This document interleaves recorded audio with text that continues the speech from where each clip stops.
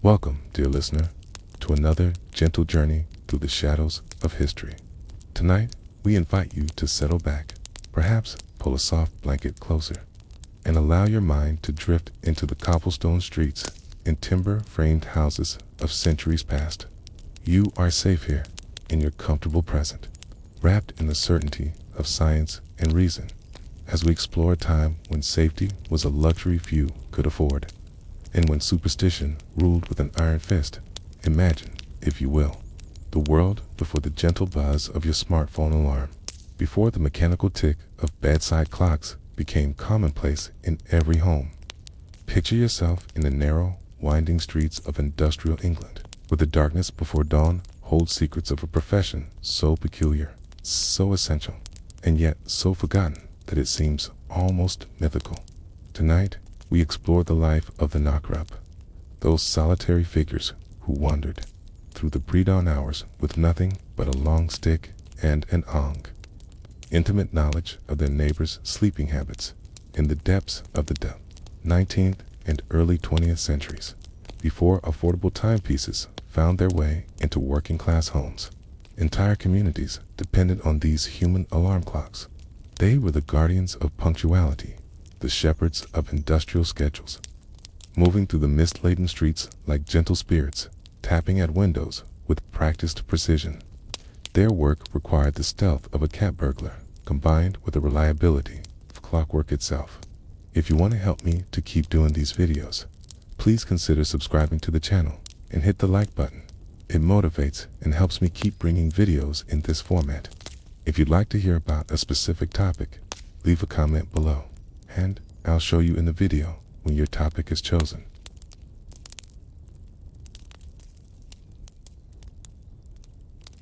The clock strikes 3:30 in the morning, and while the world around you sleeps in the embrace of darkness, your day as a knocker-up has already begun. Feel yourself stirring in your modest bed, the thin mattress offering little comfort against the wooden frame that creaks with your every movement. The air in your small room carries the perpetual dampness of industrial England, thick with coal smoke, even in these quiet hours before the factories awaken. Your lungs have grown accustomed to this atmosphere, though it leaves a permanent taste of ash and metal on your tongue. You dress by feel rather than sight, your fingers finding familiar, worn fabric in the darkness. The rough wool of your coat scratches against your arms as you pull it on, but it provides essential warmth against the morning chill that seeps through the thin walls of your terraced house.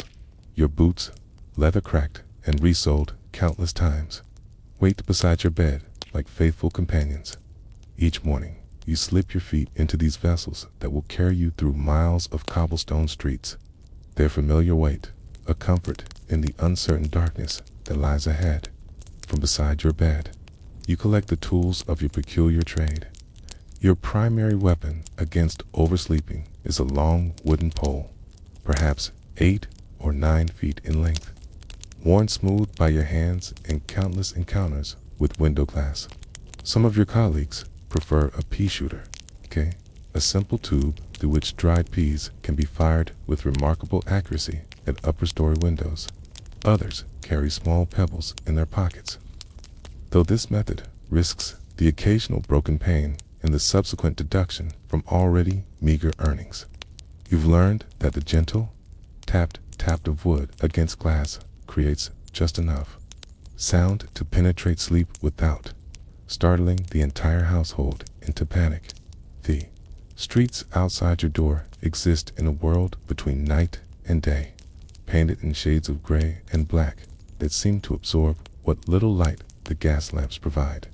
Fog rolls through the narrow passages between buildings like a living thing, sometimes so thick you can barely see your own outstretched hand.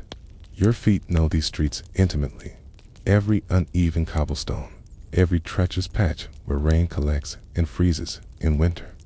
The rhythm of your footsteps becomes a meditation, a steady beat that marks time in a world where precision is everything and lateness means losing customers who depend on you absolutely. Your first client of the morning lives in a cramped row house on Foundry Street, Mrs. Henderson, a widow who works in the textile mill, has entrusted you with her livelihood for the past 3 years. She must be at her station by 5 o'clock sharp, or risk losing the position that barely keeps food on her table and her 2 young children fed. You approach her window with the reverence of a craftsman, calculating the exact force needed to wake her without disturbing the neighbors who pay competing knocker-ups for their morning calls. The technique requires more skill than you might imagine. Too soft a tap and your client sleeps through your efforts. Arriving late to work and potentially losing wages they cannot afford to surrender. Too loud and you risk waking Mr. Patterson next door, who pays Willie Thompson to rouse him at 5:30 and would not appreciate being startled from sleep 30 minutes early. The art lies in creating just enough sound to penetrate one specific set of dreams while leaving others undisturbed. Your knuckles have developed calluses from years of this delicate work, and your wrist has learned to deliver the perfect sequence of taps that forms your signature. Mrs. Henderson's window sits 12 feet above the street, requiring you to extend your pole to its full length and angle it carefully to avoid the decorative ironwork that surrounds her casement. You deliver your customary sequence: 3 gentle taps, a pause, then 2 more. Within moments, you hear the soft shuffle of feet across wooden floors, and her face appears briefly at the glass, illuminated by the candle she carries. She offers a small wave of acknowledgement, and you move on to your next appointment, satisfied that another working soul will not face the day unprepared. Your rounds follow a carefully choreographed route that you've refined through months of trial and error. Efficiency is survival in this profession, as you must visit dozens of clients before the sun rises and the day shift begins. Your mental map of the neighborhood includes not just addresses and times, but the quirks and challenges of each household. You know which windows stick and require clients to struggle briefly before they can acknowledge your call. You remember which houses contain light sleepers who appear through curtains if you linger too long in the street. Below, the Jameson family on Copper Lane represents one of your more challenging assignments. Mr. Jameson works at the ironworks and must rise at 4:15 to walk the 2 miles to his job, but his bedroom sits on the 3rd floor of their narrow house. Your pole cannot reach that height, leaving you dependent on the pea shooter technique. You load a dried pea into the tube, take careful aim through the morning mist, and fire. The small projectile strikes the glass with a sharp tick, and you wait. If no response comes within 30 seconds, you fire again, each pea precisely targeted to avoid the window frame that could deflect your ammunition into the void between clients. You pause occasionally to consult the small piece of paper where you've scrawled your schedule in pencil. The writing has become smudged from handling, but you know the times by heart regardless. 4 o'clock for the baker's apprentice on Mill Road, 4:15 for the Jameson family, 4:30 for old Mr. Whitmore who tends the churchyard. Each appointment represents not just a customer, but a human life whose daily survival depends on your reliability, your memory, and your ability to navigate the treacherous streets in darkness. The fog grows thicker as you make your way toward the River District, where many of your clients live in the shadow of the great factories. Here, the air carries additional burdens beyond the usual coal smoke. The chemical works releases vapors that make your eyes water, and the tanneries contribute an aroma of decay and harsh chemicals that clings to your clothing long after you've passed. Yet these are the neighborhoods where your services are most needed, where workers live paycheck to paycheck and cannot afford the luxury of oversleeping even once. Your feet begin to ache as you complete the first hour of your rounds, but the rhythm of walking has settled into your bones like a familiar song. The streets remain largely empty, except for the occasional constable making his rounds, night workers heading home from their shifts, or the rare insomniac wandering through the darkness with purposes you can only guess. You've learned to recognize the difference between legitimate early morning activity and the movements of those who prefer to conduct their business away from daylight's scrutiny. As you approach each new client, you perform a small ritual of preparation, adjusting your grip on the pole, checking the angle of approach, and listening for any sounds from within that might indicate someone is already stirring. The worst feeling in your profession comes from realizing you failed a client. That's somewhere behind you in the morning mist. A worker is rushing frantically through their morning routine, knowing they'll arrive late and face the consequences of your mistake. The deeper you venture into your morning rounds, the more complex your task becomes.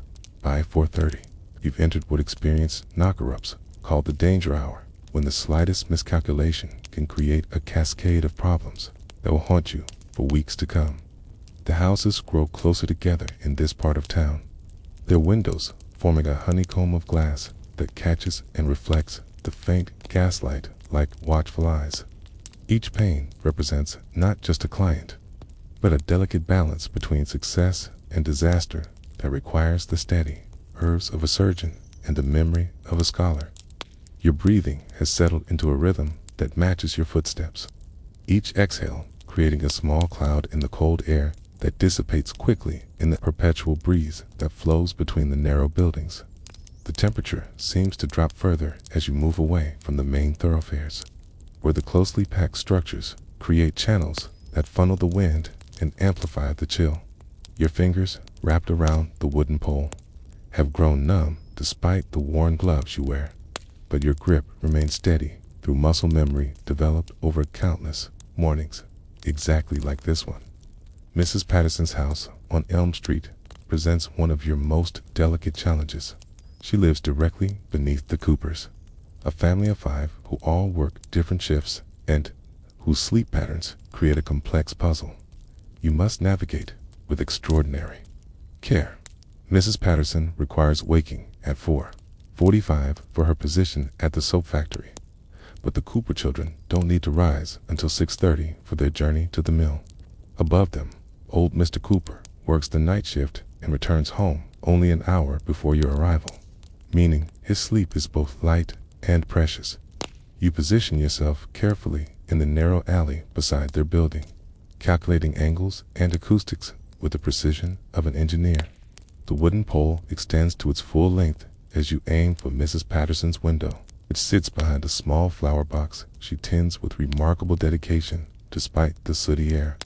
Your first tap must be placed exactly right, too close to the frame, and the sound will travel through the building structure to wake the Coopers above. Too close to the center, and the vibration might not be strong enough to penetrate Mrs. Patterson's naturally deep sleep.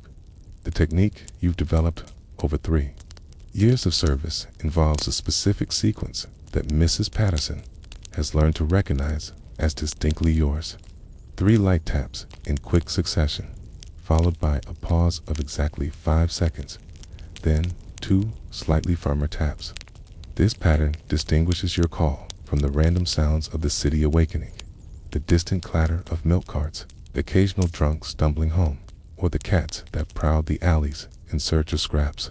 Within moments of completing your sequence, you see the faint glow of candlelight behind her curtain, and you know she has heard and understood. Moving on through the labyrinth of streets, you encountered Tommy Richardson, barely 14 years old and already working 12-hour shifts at the pottery. His family lives in a basement flat on Crown Street, where your usual methods prove useless. Instead, you must descend the narrow stone steps that lead to their door and deliver a specific pattern of gentle knocks directly to the wooden surface. The challenge here lies not in reaching the target, but in creating enough sound to wake Tommy while avoiding disturbing the families living in the floors above, whose angry complaints to your employer could cost you valuable clients. The basement flats present their own unique atmosphere, thick with the smell of dampness and cooking fires that never quite manage to dispel the perpetual chill. Your knocks on Tommy's door follow a rhythm you developed specifically for these underground dwellings. 2 quick raps, a pause, then 3 more slightly louder ones. The sound needs to penetrate not just sleep, but also the thick wooden door and the heavy air that seems to muffle everything in these subterranean homes. You hear the creak of bed springs and the shuffle of bare feet on stone floors, confirming that another young worker will not face the day unprepared. As you climb back to street level, your thoughts turn to the complex mathematics of your profession. Each client pays you a few pence per week. It's a sum that seems almost insulting until you multiply it by the dozens of households that depend on your services. Your income depends entirely on your reputation for reliability, and that reputation can be destroyed by a single significant failure. A factory foreman who arrives late because you missed his window will not give you a second chance. And word of such failures spreads through the working class neighborhoods faster than news of a factory fire. The route continues through increasingly narrow passages where the houses lean inward like elderly conspirators sharing secrets. Here, on Foundry Close, you encounter one of the strangest aspects of your profession, the phenomenon of the knocker-up's knocker-up. Old Sam Withers, who has been walking these streets for 15 years, has grown so dependent on the rhythm of his rounds that he can no longer trust himself to wake naturally. Every morning at 3:15, young Billy Frost arrives at Sam's window with a fishing pole and a pebble, ensuring that the man who wakes half the neighborhood is himself awakened on time. This peculiar arrangement highlights the intricate web of interdependence that governs life in these industrial communities. Billy depends on his small income from waking Sam. Sam depends on Billy to start his rounds. Dozens of factory workers depend on Sam to wake them, and the factories depend on those workers arriving punctually to keep the great machines of industry turning. You are all links in a chain that, if broken at any point, could disrupt the lives and livelihoods of hundreds of people. Your own arrangement for waking follows a different pattern entirely. Years of maintaining the same schedule have trained your body to stir naturally at 3:20 each morning. An internal clock more reliable than any mechanical timepiece you could afford. Still, you've made arrangements with Mrs. Henley next door, asking her to check on you if she doesn't hear your morning preparations by 3:30. This backup system costs you a few extra pence each week, but provides insurance against the catastrophic failure that would occur if you overslept and left dozens of clients stranded. The physical demands of your profession become more apparent as you complete your second hour of walking. Your legs have developed the endurance of a distance runner, capable of covering miles of uneven cobblestones while maintaining the precise timing that your clients require. Your shoulders ache from constantly raising and lowering the long pole, and your neck has developed a permanent slight crane from looking up at windows throughout the morning. These occupational hazards are simply part of the cost of making a living in this peculiar trade. Weather presents, perhaps, your greatest ongoing challenge. Rain transforms the cobblestones into treacherous skating rinks where a single misstep could result in injury that would end your ability to work. Snow muffles the sound of your taps, requiring you to strike windows more firmly and risk waking unintended households. Fog, while romantic in poetry, becomes a dangerous obstacle when you cannot see the windows you need to target, forcing you to navigate by memory and intuition through streets that disappear into gray nothingness. But it is the wind that proves most troublesome, particularly when it carries the sounds of your work in unexpected directions. A gentle tap that should wake only Mrs. Morrison might be amplified by a sudden gust and carried to the Hendersons 3 houses down, who don't need to rise for another hour.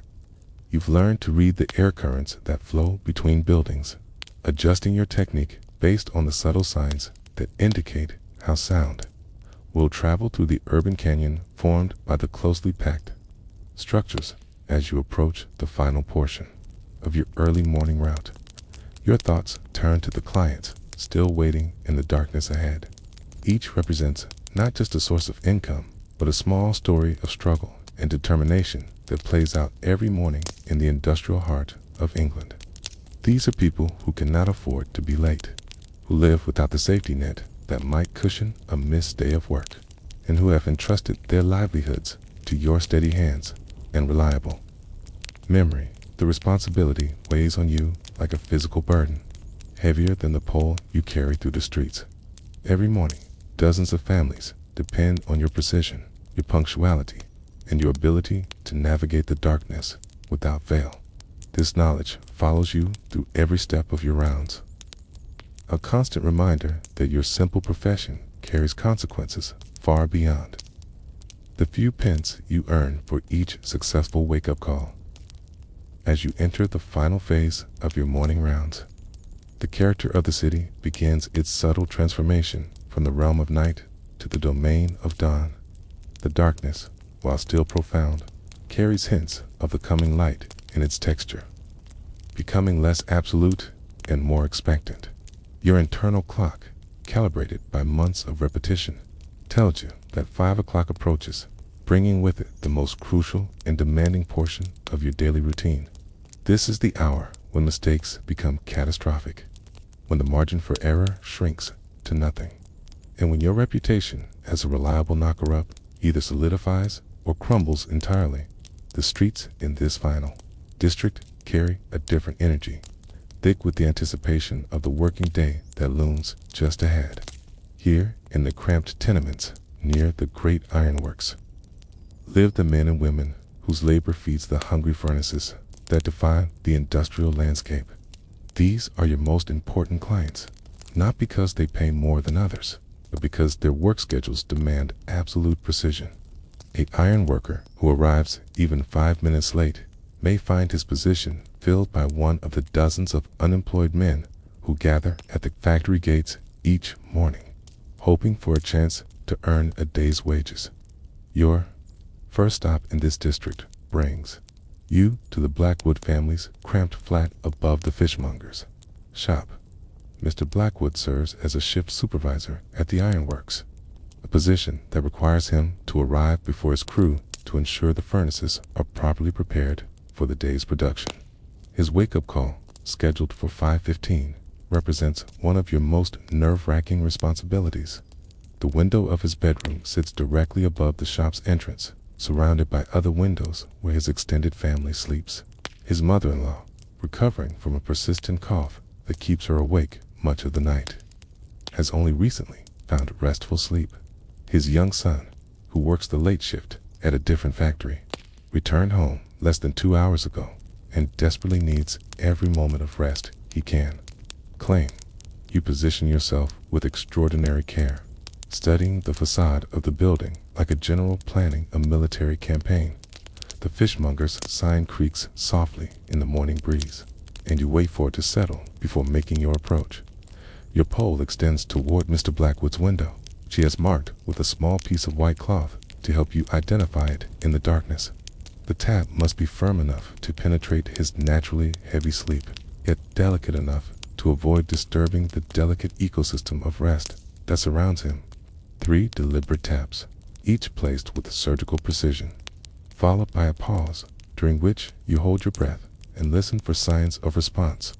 The candle appears at his window within 30 seconds, and you see his silhouette briefly as he acknowledges your call with a small wave.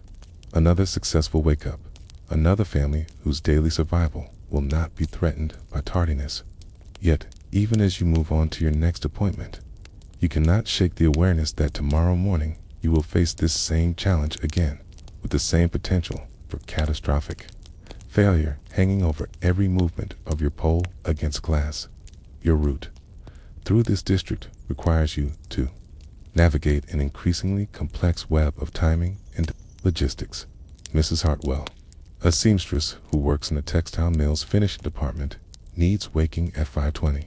The Pemberton brothers, who share a single room above the bakery, both require calls at 5:25, but their window faces the courtyard behind their building, forcing you to traverse a narrow alley filled with debris and frequented by stray dogs whose barking could wake the entire neighborhood. Young Sarah Mitchell, barely 16 and supporting her invalid mother through her work in the rope factory, lives in a boarding house where 7 other girls sleep in adjoining rooms, making her 5:30 call a masterpiece of acoustic precision. Each of these appointments represents not just a technical challenge, but a human story of struggle and determination that unfolds in the darkness before dawn. You have learned these stories through months of faithful service, through brief conversations during payment collections, and through the intimate knowledge that comes from observing the rhythms of people's lives. Mrs. Hartwell's husband died in a factory accident 8 months ago, leaving her to support 3 young children on wages that barely cover rent and food. The Pemberton brothers send half their earnings to their elderly parents in a village 50 miles away, maintaining loyalty to family despite their own desperate circumstances. Sarah Mitchell's situation weighs particularly heavily on your conscience. Her mother's condition worsens each week, requiring medicines that consume most of Sarah's income and leaving little for proper food or warm clothing. You have noticed how thin she has grown, how her responses to your wake-up calls have become more sluggish as malnutrition takes its toll. Yet, she never fails to meet her payment obligations, counting out the few pence with hands that shake from hunger and exhaustion. Her determination to maintain her dignity despite circumstances that would crush most people has earned your deepest respect and most careful attention to her mourning. Call the physical demands of your profession intensify during these final rounds as your body rebels against the accumulated strain of walking miles over uneven surfaces while maintaining precise timing and coordination. Your feet, despite the sturdy boots that represent a significant investment from your meager income, have developed a permanent ache that never quite disappears, even during your brief afternoon rest periods. The pole, which felt light and manageable during your first calls of the morning, now seems to grow heavier with each use, requiring conscious effort to maintain the steady control that accurate window tapping demands.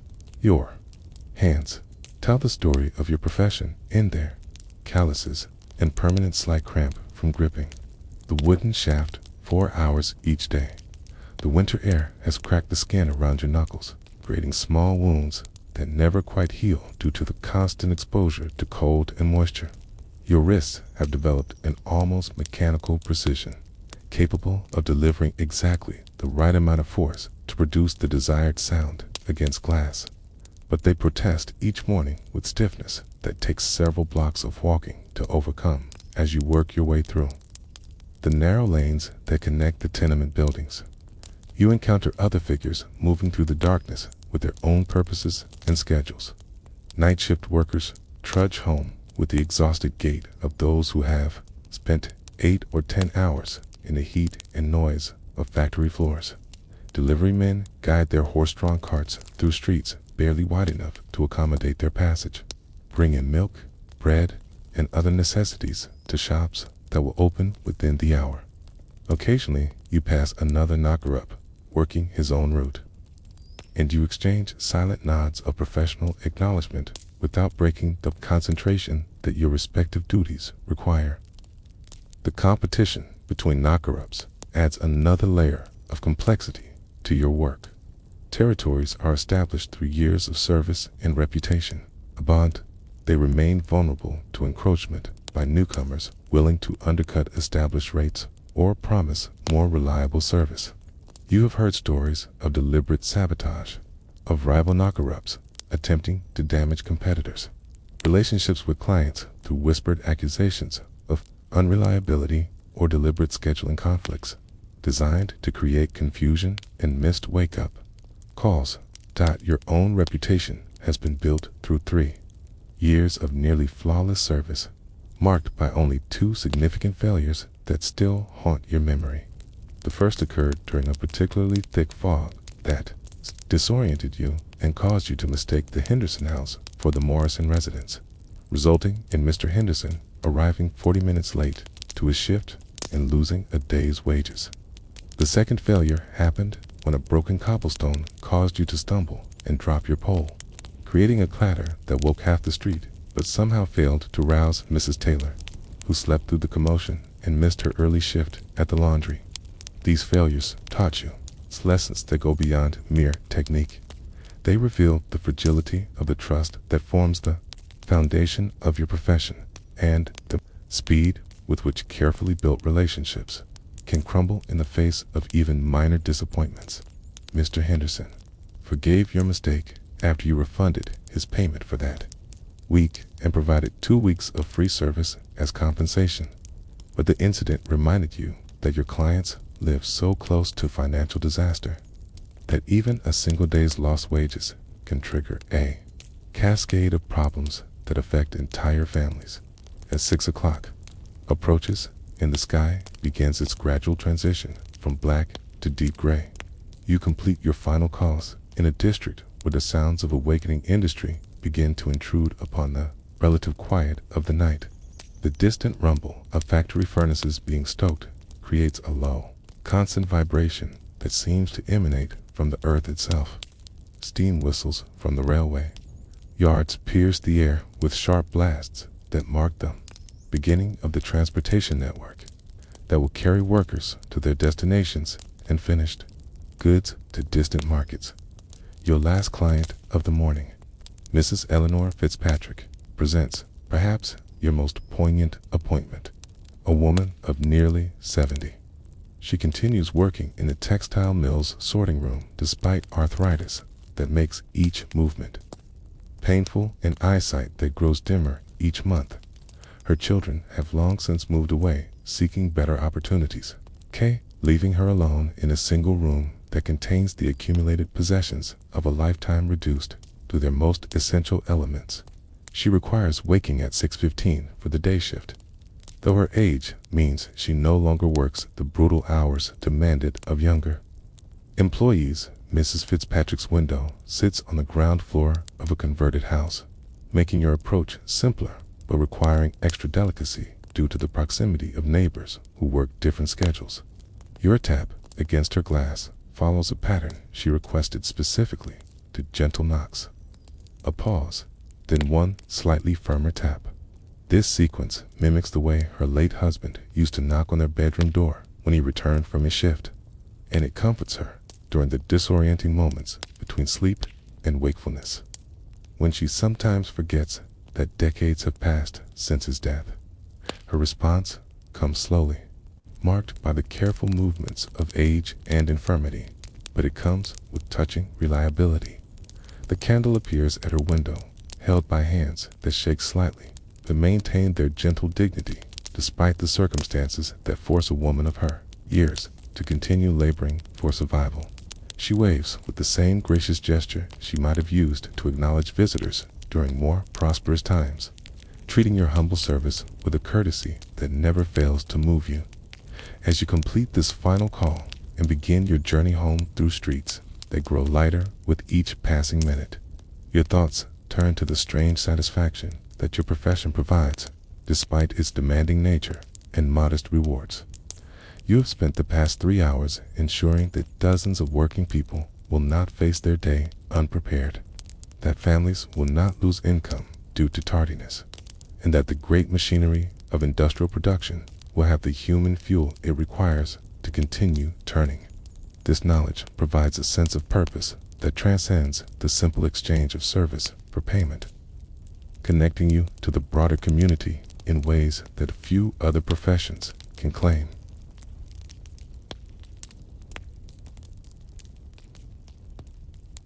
In the autumn of 1851, a gentleman with penetrating eyes and an insatiable curiosity for the hidden corners of London society walked the same streets you have just traversed in imagination.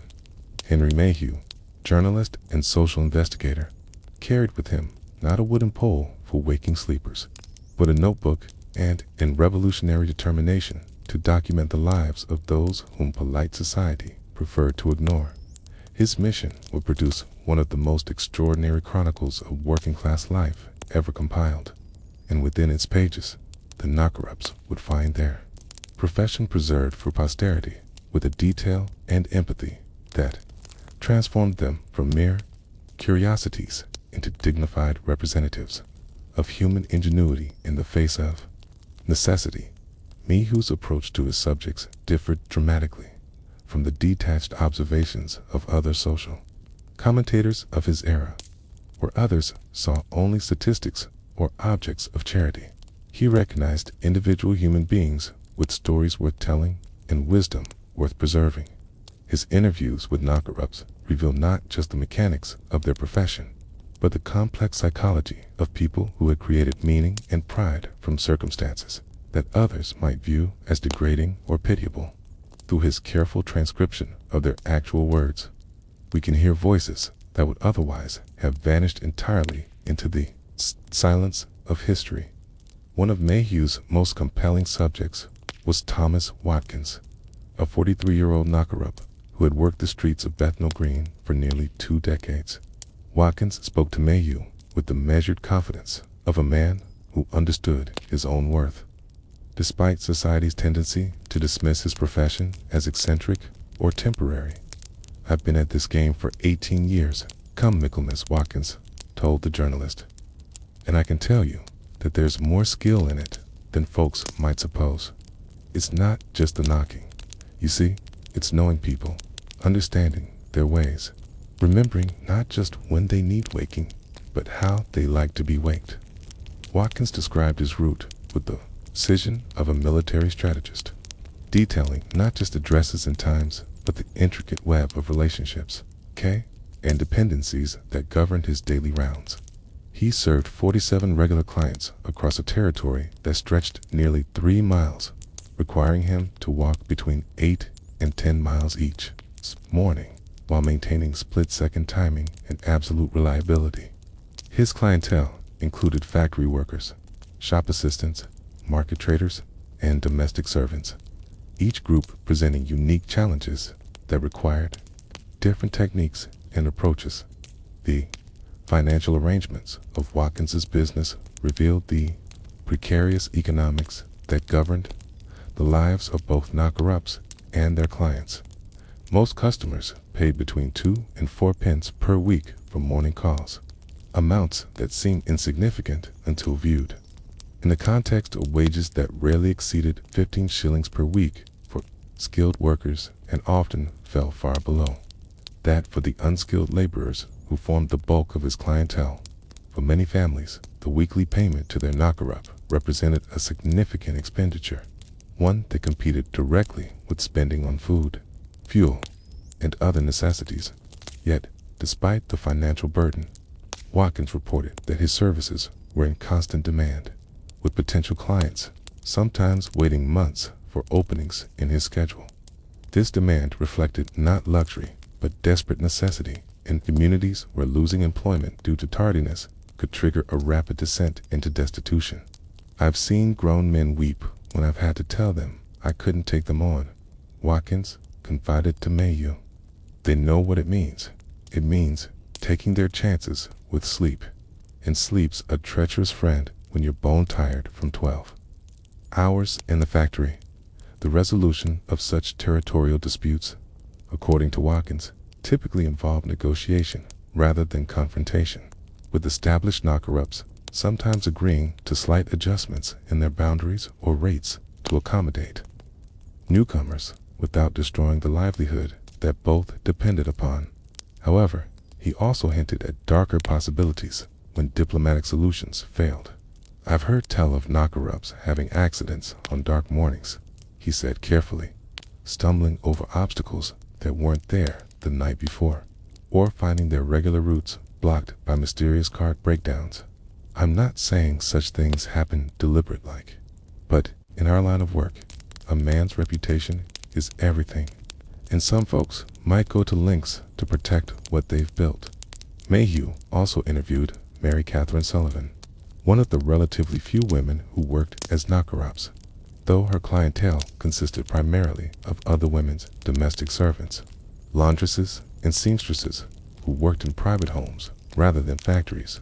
Sullivan's approach to the profession differed significantly from that of her male counterparts, emphasizing personal relationships and emotional support alongside the basic service of timekeeping. She described herself as part alarm clock, part confidant, and part guardian angel for the young women who comprised most of her client base. The girls would work in service. "They're often far from home and family," Sullivan explained to Mayhew.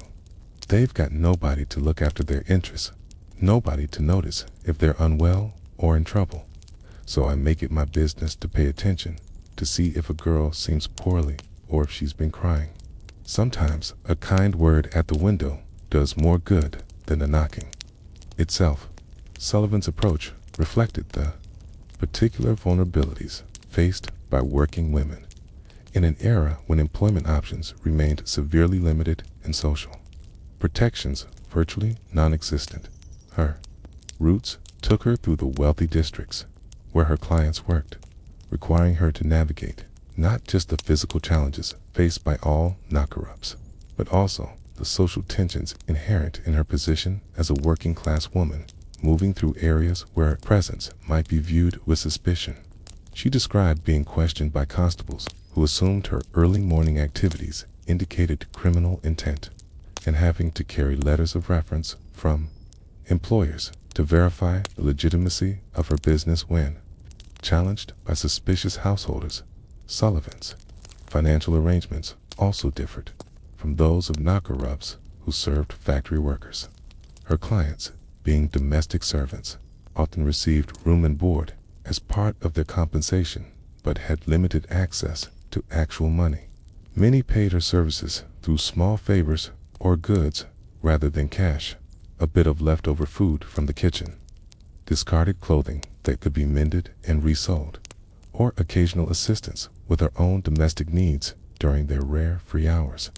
The seasonal variations in the knocker-up business provided another fascinating case investigation.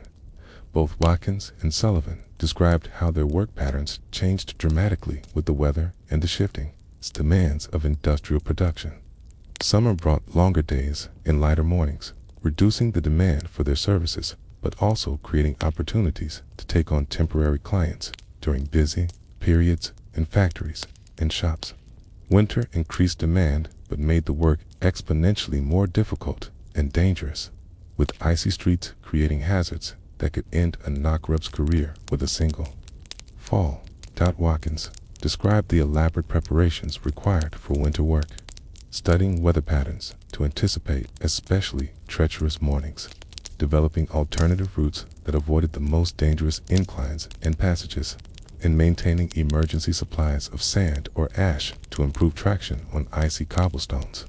He also spoke of the additional services that winter weather demanded, checking on elderly clients during exceptionally cold spells, carrying urgent messages when normal communication became impossible, and sometimes serving as the only human contact for isolated individuals during periods when severe weather made normal social interaction dangerous. The health consequences of the knocker-up profession emerged as a persistent theme in Mayhew's interviews. Both Watkins and Sullivan described chronic ailments that seemed directly related to their work. Persistent coughs from constant exposure to London's polluted air, rheumatism from walking miles each morning in damp conditions, and our problems from straining to see clearly in darkness and fog. Watkins estimated that few knocker-ups remained active in the profession past the age of 50, with most either retiring due to health problems or dying from conditions exacerbated by their demanding work schedule. Yet, despite these hardships, both subjects expressed genuine pride in their profession and its contribution to their communities. They viewed themselves as essential components of the industrial machinery that powered England's prosperity, and they took satisfaction in the trust that their neighbors placed in their reliability and skill. People depend on us, Sullivan concluded her interview with Mayhew. That's not nothing. That's something worth doing well. The profession of knocker-up, despite its humble appearance and gentle purpose, concealed within its practice a world of competition, conflict, and occasional violence that would have surprised those who viewed it merely as an eccentric curiosity of working-class life. Behind the simple act of tapping windows lay a complex ecosystem of territorial boundaries, professional rivalries, and economic pressures that sometimes erupted into confrontations as fierce as any fought in more obviously competitive trades. The streets that seemed so peaceful during the pre-dawn hours actually served as battlegrounds where reputations were won and lost, where livelihoods hung in the balance, and where the difference between Success and failure could be measured in the precise placement of a wooden pole against glass. The territorial system that governed Nakrub operations evolved organically over decades, creating an intricate map of invisible boundaries that experienced practitioners navigated with the same care that diplomats might exercise when crossing international borders. These territories were defined not by official decree or written agreement, but by years of established service, client relationships, and the delicate balance of mutual respect that allowed multiple knocker-ups to operate in close proximity without destroying each other's businesses. A successful knocker-up, like William Thornberry, who worked the industrial districts of Manchester for over 20 years, could recite his territorial boundaries with cartographic precision, describing not just the streets that formed his domain, but the specific windows, doorways, and even individual rooms that comprised his clientele. Thornberry's territory stretched across 14 streets in the heart of Manchester's textile district, encompassing approximately 320 regular clients, whose wake-up calls required him to cover nearly 12 miles each morning while maintaining timing accurate to within minutes. His domain had been carved out through years of patient cultivation, beginning with a handful of clients on Factory Row and gradually expanding as his reputation for reliability spread through the tight-knit community of mill workers. Each new client represented not just additional income, but another small claim to territorial legitimacy that strengthened his position against potential competitors. The boundaries of Thornberry's territory intersected with those of 4 other established knocker-ups, creating zones of overlap that required constant negotiation and accommodation. To the north, his domain bordered that of old Samuel Whitfield, a veteran of 30 years who commanded fierce loyalty from the dock workers and warehouse employees who formed his primary clientele. To the east lay the territory of Margaret Donovan, one of the few women who had successfully established herself in the profession despite the additional challenges posed by social prejudices and physical limitations. The southern boundary adjoined the roots of the Hartwell brothers, twins who had divided their inherited territory between them while maintaining a business partnership that allowed them to cover for each other during illness or emergency. These territorial arrangements functioned smoothly for months or even years at a time, governed by unwritten rules that all parties understood and respected. Knocker-ups avoided soliciting clients from neighboring territories, honored agreements about timing that prevented conflicts when routes intersected, and maintained the professional courtesy that allowed them to work in close proximity without interference. However, the delicate balance that maintained territorial peace remained vulnerable to disruption by economic pressures, population shifts, and the constant arrival of newcomers who either didn't understand or chose to ignore the established boundaries. The confrontation between Donovan and O'Brien occurred on a fog-shrouded morning in February, when both arrived simultaneously at the boarding house where several of Donovan's longtime clients lived. According to witnesses who observed the encounter from their windows, the exchange began with heated words but quickly escalated into physical confrontation when O'Brien allegedly pushed Donovan aside and began tapping on windows that she had been servicing for over 5 years. Donovan's response, delivered with a vigor that surprised those who knew her as a generally mild-mannered woman, involved the use of her wooden pole in ways that its original designers had never intended. The sound of the altercation woke half the boarding house, creating exactly the kind of disturbance that professional knocker-ups spent their careers trying to avoid. Residents appeared at windows, expecting their customary wake-up calls, only to witness 2 grown adults engaged in what one observer later described as a right proper battle with wooden staves, like something from the old Robin Hood stories. The incident ended with O'Brien retreating with a bloodied nose and a significantly dented sense of professional confidence, while Donovan maintained her position but found herself facing questions from constables who had been summoned by concerned residents. The police involvement in knocker-up disputes represented another dangerous dimension of the profession that practitioners preferred to avoid whenever possible. Constables, particularly those unfamiliar with the neighborhoods they patrolled, often viewed early morning activity with suspicion and approached anyone moving through dark streets as a potential criminal.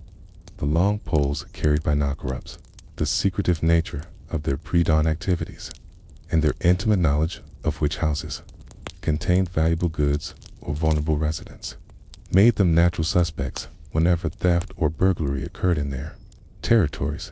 Sergeant James Morrison of the Manchester Metropolitan Police documented several incidents in which knocker-ups found themselves detained for questioning in connection with crimes they had not committed. In one notable case from 1849, Thornberry was arrested after being found near the scene of a warehouse break-in, carrying what investigating officers described as implements suitable for criminal enterprise. The implements proved to be his standard knocker-up equipment: a wooden pole, a small bag of pebbles for emergency use, and a piece of paper containing his client's schedule. But the suspicious circumstances of his presence in an industrial area during the pre-dawn hours required extensive explanation before his innocence could be established. The relationship between knocker-ups and local police forces varied significantly depending on the individual. Officers involved and their familiarity with working class customs and necessities. Experienced constables who had walked the same beats for years typically recognized established knocker-ups and understood their legitimate business purposes. However, newer officers or those transferred from rural areas often lacked this contextual knowledge and approached anyone moving through dark streets with automatic suspicion. This created ongoing tensions that required knocker-ups to carry various forms of identification and references to verify their legitimate business purposes. Thomas Bramley, who worked the docks area of Liverpool for 15 years, described a particularly harrowing encounter with police that nearly ended his career and demonstrated the vulnerable position that knocker-ups occupied in relation to law enforcement. Bramley had been making his regular rounds when he noticed unusual activity around a warehouse that normally remained dark during his morning passage. His professional instincts, honed by years of observing neighborhood patterns, told him that something was amiss, but his attempts to investigate led to his discovery by constables who were already pursuing actual burglars through the area.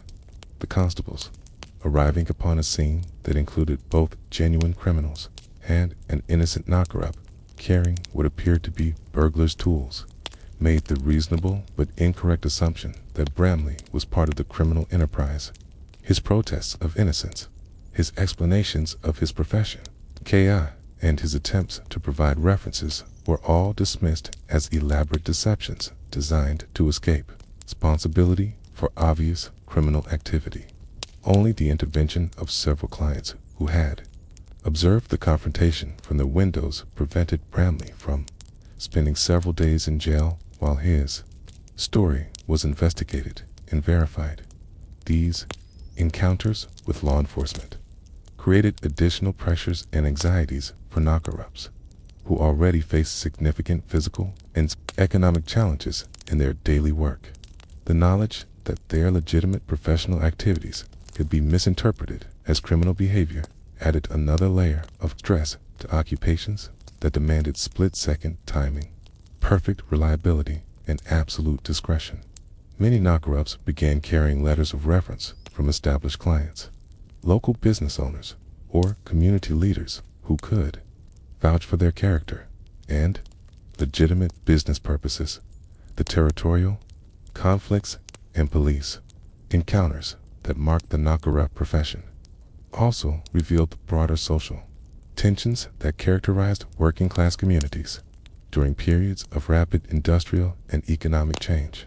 The arrival of immigrants like O'Brien, driven by desperation to compete aggressively for any available source of income, reflected larger patterns of displacement and economic pressure that affected entire communities. The suspicion with which police viewed working-class activities during pre-dawn hours demonstrated the social distances that separated law enforcement from the communities they were meant to serve. Yet despite these conflicts and challenges, the knocker-up community also demonstrated remarkable resilience and capacity for adaptation when faced with external pressures. The resolution of the O'Brien conflict came not through continued violence or police intervention, but through a community-based solution that acknowledged both the legitimate needs of newcomers and the established rights of veteran practitioners. Local business leaders, recognizing that ongoing territorial warfare would disrupt the reliable labor supply that their enterprises depended upon, facilitated negotiations that resulted in a redistribution of territories and clients that provided O'Brien with adequate income while preserving the core clientele of established knocker-ups.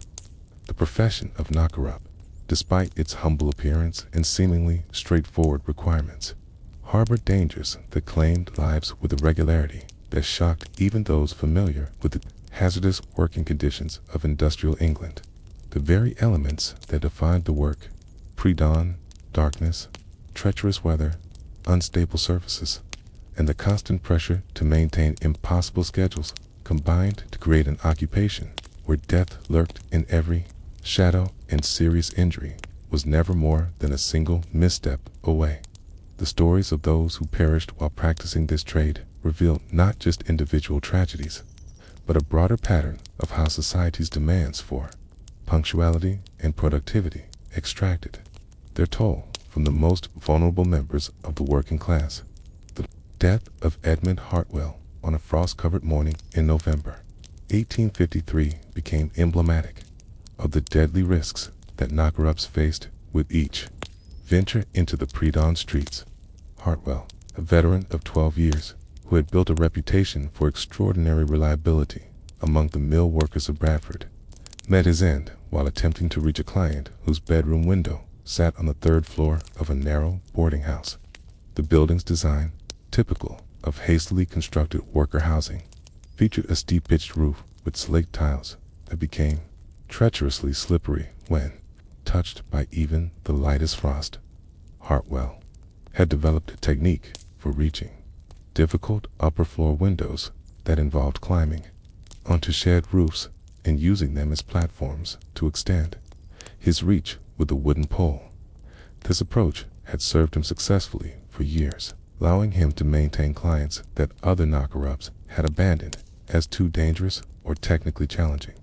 However, on the morning of his death, the combination of unseasonably warm weather, followed by a sudden frost, had created conditions that transformed familiar surfaces into death traps that offered no warning of their lethal nature.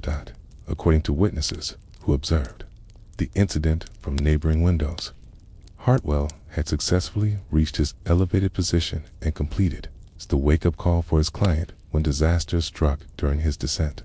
The slate tiles, covered with a nearly invisible layer of ice, provided no traction for his worn boots. His feet slipped simultaneously, sending him sliding helplessly toward the edge of the roof with no means of stopping his momentum. The fall, from approximately 25 feet onto cobblestones, resulted in injuries that proved fatal, despite the immediate attention of neighbors who had been awakened by the sound of his impact. The circumstances of Hartwell's death revealed the inadequate safety measures that characterized not just the knocker-up profession, but working-class occupations generally during this period. He carried no ropes, safety equipment, or backup support that might have prevented his fall or reduced its severity. His family received no compensation for his death, as knocker-ups worked as independent contractors without the protection of employers, liability, or workers' mutual aid societies. His widow, left with 3 young children and no source of income, faced immediate destitution despite her husband's years of faithful service to the community. The investigation into Hartwell's death, conducted by the local coroner, revealed that similar fatalities occurred with disturbing frequency throughout industrial England. Though official records often failed to capture the true scope of the problem, many knocker-up deaths were classified simply as accidental falls without reference to the occupational circumstances. contributed to the incidents. This bureaucratic oversight meant that the dangers of the profession remained largely invisible to social reformers and policymakers who might have advocated for improved safety measures or alternative approaches to the problem of working class. Timekeeping. Dr. William Thornley, the physician who examined Hartwell's body, testified at the inquest that the injuries were consistent with a fall from significant height onto an unforgiving surface. He noted that the victim's hands showed evidence of desperate attempts to arrest his fall, with severe abrasions and broken fingernails suggesting that Hartwell had tried unsuccessfully to find purchase on the smooth slate tiles. The physician's medical report, preserved in local archives, provides a clinical but deeply disturbing account of how quickly a routine professional activity could transform into a deadly accident. Hartwell's death was neither isolated nor exceptional. Records from the period, fragmentary though they remain, document numerous similar fatalities that occurred as knocker-ups attempted to navigate the dangerous urban landscape that formed their working environment. In Manchester, 47-year-old Robert Ashworth died after falling through a rotted section of roof while attempting to reach a client's attic window. The boarding house where the accident occurred had been constructed using substandard materials and minimal safety considerations, creating hazards that remained invisible until they claimed their victim. The circumstances of Ashworth's death highlighted another dimension of the dangers faced by knocker-ups, the deteriorating condition of working-class housing that formed the backdrop for their daily activities. Buildings constructed quickly and cheaply to house the expanding industrial workforce often featured structural weaknesses that became apparent only when subjected to the stress of activities their designers had never anticipated. Roofs designed to support only the weight of snow and rain could not bear the additional load of human beings attempting to reach otherwise accessible windows. In Liverpool, the death of Catherine Morrison, one of the few women who had successfully established herself in the knocker-up profession, demonstrated that the dangers of the trade did not discriminate based on gender or physical stature. Morrison, who served primarily domestic servants in the wealthy Rodney Street district, died after being struck by a falling piece of masonry while standing beneath a client's window. The building, a Georgian mansion that housed several servant families in its upper floors, had been suffering from years of deferred maintenance that left decorative elements loose and vulnerable to displacement by wind or vibration. Morris's death occurred during a particularly violent storm that made her morning rounds exceptionally hazardous, but which she felt compelled to complete due to the absolute dependence of her clients on her services. The domestic servants who comprised her clientele could not afford to be late for their duties, as their positions offered no tolerance for tardiness regardless of weather conditions or external circumstances. Morrison's dedication to maintaining her schedule despite obviously dangerous conditions reflected the impossible choices that knocker-ups faced when natural disasters coincided with professional obligations. The investigation into Morrison's death revealed that she had expressed concerns about the condition of the building where she died, having noticed loose masonry during previous visits. However, her complaints to the building's owner had been dismissed as irrelevant to her professional duties, and she lacked any legal standing to demand repairs or safety improvements. Her death occurred exactly where she had predicted it might, but her warnings had been ignored by those with the power to prevent the tragedy. The winter months brought particularly acute dangers that claimed knocker-up lives with predictable regularity.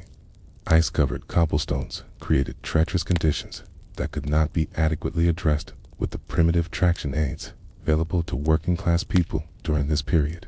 Samuel Richardson, who worked the docks area of Hull, died after slipping on ice and striking his head against the iron bollards used to secure ships to the wharf. His death occurred within sight of his own home during a routine return from completing his morning rounds. demonstrating that danger could strike even during familiar activities in well-known areas. Richardson's death, particularly, it affected the knocker-up community because he had been regarded as exceptionally cautious and safety-conscious in his approach to the profession. He carried sand in his pockets to improve traction on slippery surfaces, planned alternative routes that avoided the most dangerous passages during adverse weather, and had even invested in specially modified boots with metal studs designed to provide better grip on ice. Despite these precautions, the treacherous conditions that characterized winter mornings in industrial cities proved capable of defeating even the most careful preparations. The fog that frequently shrouded industrial cities during the early morning hours contributed to another category of knocker-up fatalities that occurred when practitioners became disoriented and wandered into areas where they could not safely navigate.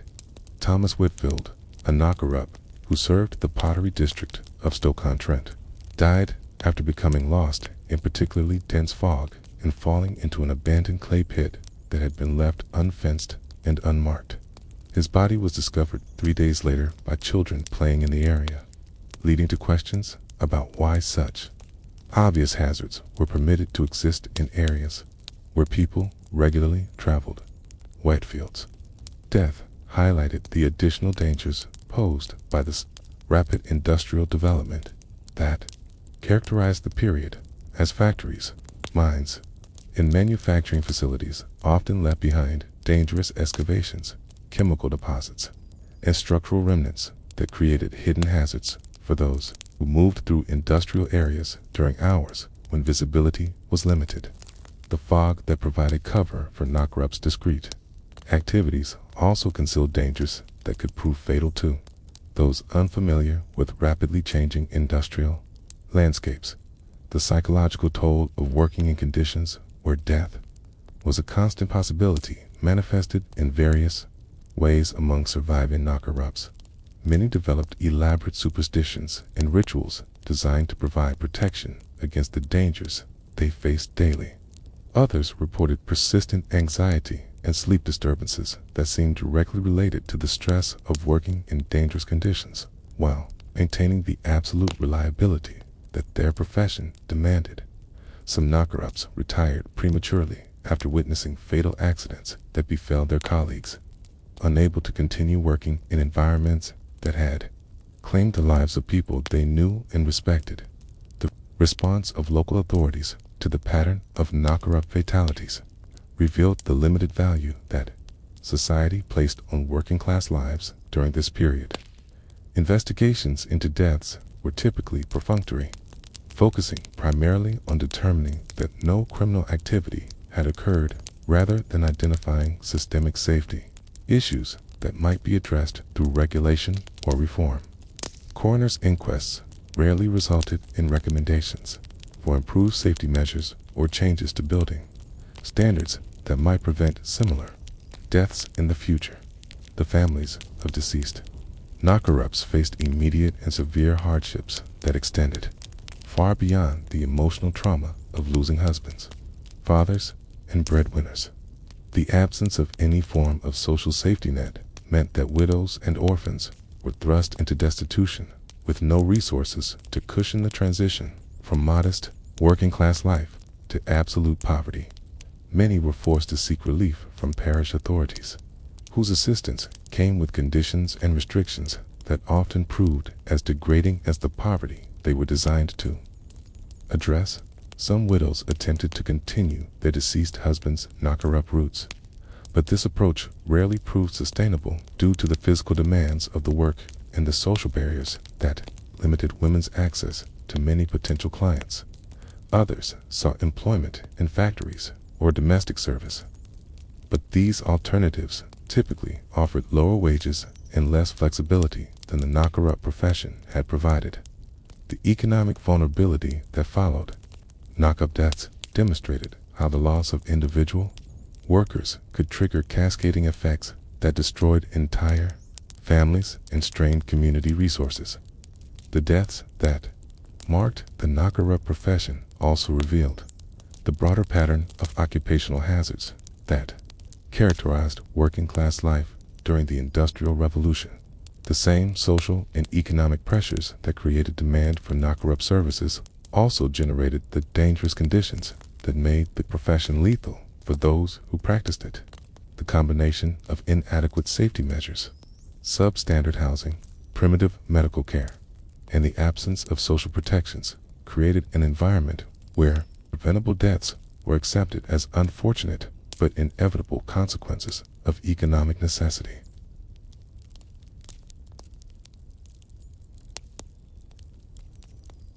In the dim corners of museum storage rooms, in the dusty attics of old houses scattered across industrial England, fragments of a vanished profession wait silently for discovery. These artifacts of the knocker-up trade, worn wooden poles, hand-carved pea shooters, yellowed client lists written in careful script, and brass whistles polished smooth by countless mornings of use, represent more than mere curiosities from a bygone era. They are the physical remnants of an intricate system of human timekeeping that once governed the daily rhythms of entire communities, each object bearing the subtle marks of hands that wielded them with skill, developed through years of practice in the pre-dawn darkness. The most iconic tool of the knocker-up profession, the long wooden pole known colloquially as a tipstaff or rapper, embodied generations of refinement and adaptation that transformed a simple stick into a precision instrument capable of delivering exactly the right amount of force to penetrate sleep without causing damage or unwanted disturbance. These poles, typically measuring between 7 and 12 feet in length, were crafted from specific types of wood, chosen for their unique combination of lightness, strength, and acoustic properties that made them ideal for the delicate task of window tapping. The preferred material for knocker-up poles was ash wood, prized for its exceptional strength-to-weight ratio and its ability to transmit vibration without absorbing. The impact that made precise tapping possible. Experienced knocker-ups could identify ash wood by touch alone, running their fingers along the grain to detect the subtle texture that distinguished it from less suitable alternatives. The wood was typically harvested from young trees whose rapid growth produced the straight, knot-free sections needed for effective poles, and seasoned for months in dry conditions that removed moisture while preserving flexibility. The construction of a proper knocker-up pole required craftsmanship that went far beyond simple woodworking, involving techniques passed down through informal apprenticeships and refined through years of practical application. The raw wood was first shaped using draw knives and spoke shaves that created the gradual taper from butt to tip that provided the optimal balance of reach and control. The thicker end, designed to fit comfortably in the user's hands during hours of continuous use, was typically wrapped with strips of leather or cloth that provided grip while preventing blisters and calluses that could interfere with the precision required for accurate window tapping. Tip of the pole received particular attention during construction, as this small surface would make contact with hundreds of windows each morning and needed to deliver sound without causing damage. Many knocker-ups carved shallow grooves or cross-hatching patterns into the wood at the tip, creating texture that enhanced the acoustic properties of each tap while reducing the risk of slipping against smooth glass surfaces.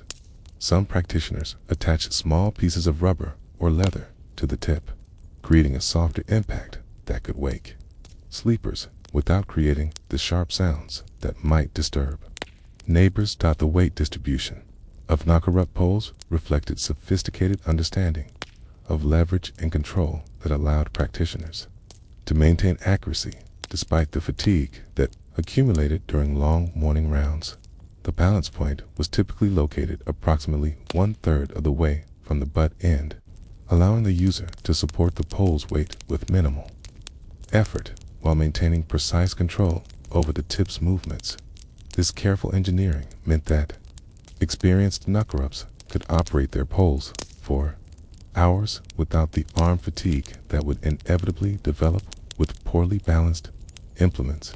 Individual knocker-ups, often modified their poles to accommodate personal preferences and the specific requirements of their territories. Urban practitioners who worked primarily with closely spaced buildings might prefer shorter, lighter poles that offered greater maneuverability in confined spaces. Those who served clients in areas with widely scattered housing or buildings with high windows often chose longer poles that provided extended reach at the cost of additional weight and reduced precision. These modifications were typically made gradually over years of use, with small adjustments accumulating into tools that were perfectly adapted to their users' techniques and requirements. The pea shooter represented another category of knocker-up tool that demonstrated remarkable ingenuity in addressing the technical challenges posed by upper-story windows in situations where traditional pole tapping proved inadequate. These devices, despite their simple appearance, incorporated sophisticated understanding of ballistics, acoustics, and precision manufacturing that allowed skilled practitioners to deliver dried peas with accuracy that rivaled that of military marksmen. The construction of effective pea shooters required materials and techniques that placed them among the more expensive tools available to knocker-ups, making them symbols of professional success as well as practical implements. The tubes used for pea shooter construction were typically made from brass or copper, materials chosen for their resistance to corrosion and their ability to provide smooth, interior surfaces that allow projectiles to travel without interference. The diameter of the tube was critical to performance, as too narrow a bore would restrict airflow and reduce range, while too wide a tube would fail to provide adequate guidance for the projectile. Experienced pea shooter makers had developed precise specifications for tube dimensions that optimized performance.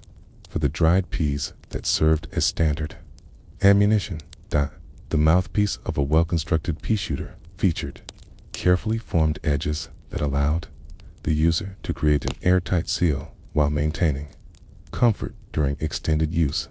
Many pea shooters included removable mouthpieces made from horn or hardwood that could be shaped to individual users' preferences and replaced when worn or damaged. The opposite end of the tube was often flared slightly to prevent projectiles from rolling out accidentally while allowing easy loading in darkness or under time pressure. The ammunition used in pea shooters required its own specialized knowledge and preparation that separated professional knocker-ups from casual practitioners. Standard projectiles were dried peas that had been carefully selected for size, weight, and hardness that provided optimal ballistic performance. The peas were typically soaked briefly to remove any remaining moisture, then dried thoroughly to prevent molding or deterioration during storage. Some knocker-ups experimented with alternative projectiles, including small clay balls, bits of cork, or even specially manufactured lead pellets. But dried peas remained the preferred choice due to their availability, low cost, and reduced risk of causing property damage if they missed their targets. The technique required for accurate pea shooter use involved skills that took months or years to develop fully. Users had to master breath control that provided consistent projectile velocity, aiming methods that compensated for gravity and wind effects over distances that could exceed 30 feet, and timing that allowed for the slight delay between firing and impact. The most skilled practitioners could place projectiles within inches of their intended targets, even under adverse conditions of darkness, fog, or wind that would challenge marksmen using far more sophisticated equipment. Client lists and scheduling documents represent another category of knocker-up artifacts that reveal the complex organizational systems required to manage dozens of appointments with split-second timing while navigating through miles of city streets each morning. These documents, typically written on scraps of paper or in small notebooks that could fit in coat pockets, contain information that provides intimate glimpses into the daily lives and working patterns of industrial-era communities. The careful handwriting, frequent corrections, and marginal notes found in surviving examples demonstrate the meticulous attention to detail that successful knocker-ups brought to their record-keeping responsibilities. The format of knocker-up client lists evolved over time to accommodate the increasing complexity of urban schedules and the need for information that could be consulted quickly in poor lighting conditions. Early lists often consisted of simple name and time entries arranged in geographical order, but more sophisticated systems developed that included additional information about payment status, special instructions, and backup procedures for situations when primary wake-up methods failed. Some knocker-ups developed personal shorthand systems that allowed them to encode complex information in abbreviated form that conserved space while providing all the details needed for successful service. Delivery. The physical characteristics of surviving client lists revealed the harsh conditions under which they were used and the practical constraints that governed their creation. The paper is typically of poor quality, reflecting the economic limitations faced by working-class people who could not afford expensive stationery for business purposes. Ink stains, water damage, and worn edges testified to years of handling in all weather conditions, while the small, careful handwriting suggests that literacy was precious and paper space was not to be wasted. Many lists show evidence of frequent updates and revisions, with names crossed out, times changed, and new entries squeezed into available margins as client rosters evolved. The design of knocker-up whistles varied considerably depending on the specific acoustic requirements of different territories and client populations.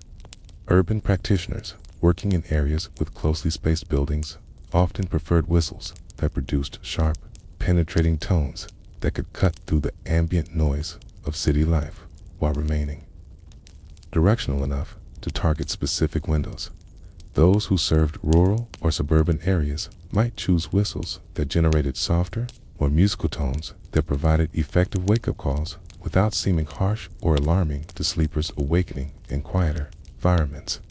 The manufacturing techniques used to create knocker-up whistles reflected centuries of metalworking tradition, adapted to the specific requirements of a highly specialized profession. The whistle chambers were typically formed using techniques that created precisely controlled internal dimensions, as even small variations in chamber size or shape could significantly affect tonal quality and volume. The mouthpieces were carefully shaped to allow users to control airflow and volume through lip position and breath pressure, providing the flexibility needed to adjust wake-up calls to specific circumstances and client preferences. Many surviving knocker-up whistles show evidence of extensive modification and personalization that demonstrate how individual practitioners adapted standard tools to their specific needs and techniques. File marks around tone holes suggest adjustments made to alter pitch or volume, while wear patterns on mouthpieces reveal the individual techniques that different users develop for producing consistent results. Some whistles featured decorative engraving or personal markings that indicate they were treasured possessions rather than merely functional tools, suggesting the pride that skilled knocker-ups took in their professional equipment. The financial arrangements that governed the knocker-up profession reveal a complex economic ecosystem that operated at the margins of industrial society, where transactions measured in pence could determine the difference between survival and destitution for both service providers and their clients. These monetary relationships, documented in surviving account books, payment receipts, and personal correspondence, illuminate the precarious nature of working-class life during an era when even the most basic services required careful calculation of cost versus necessity. The payment systems that evolved around knocker-up services demonstrate remarkable ingenuity in accommodating the irregular income patterns and chronic financial instability that characterized the lives of lives, industrial workers, and their families.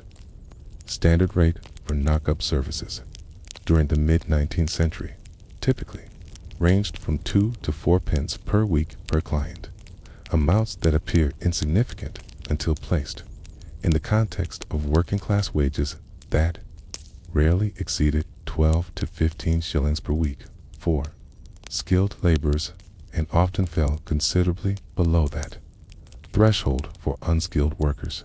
A factory operative earning 10 shillings per week would find that the 3 pence required for reliable morning calls represented approximately 2.5% of his total income, a proportion that competed directly with expenditures for food, fuel, rent, and other necessities that allowed no room for discretionary spending.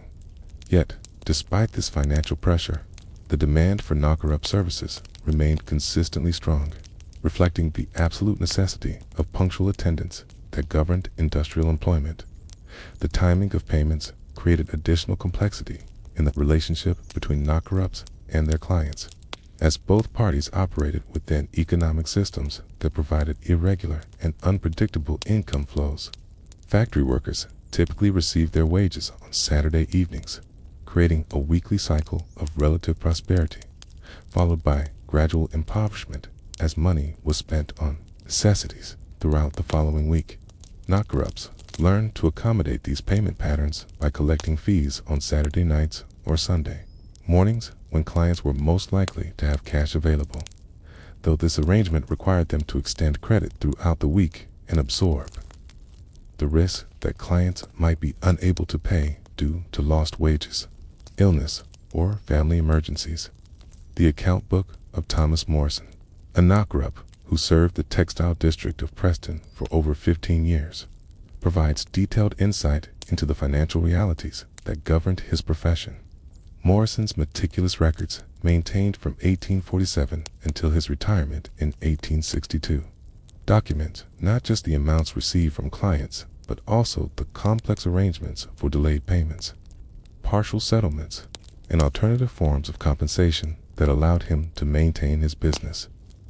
Despite the chronic financial instability that affected his clientele, his accounts revealed that actual cash payments comprised only about 60% of his total compensation, with the remainder consisting of goods, services, and various forms of barter that reflected the limited availability of money in working-class communities.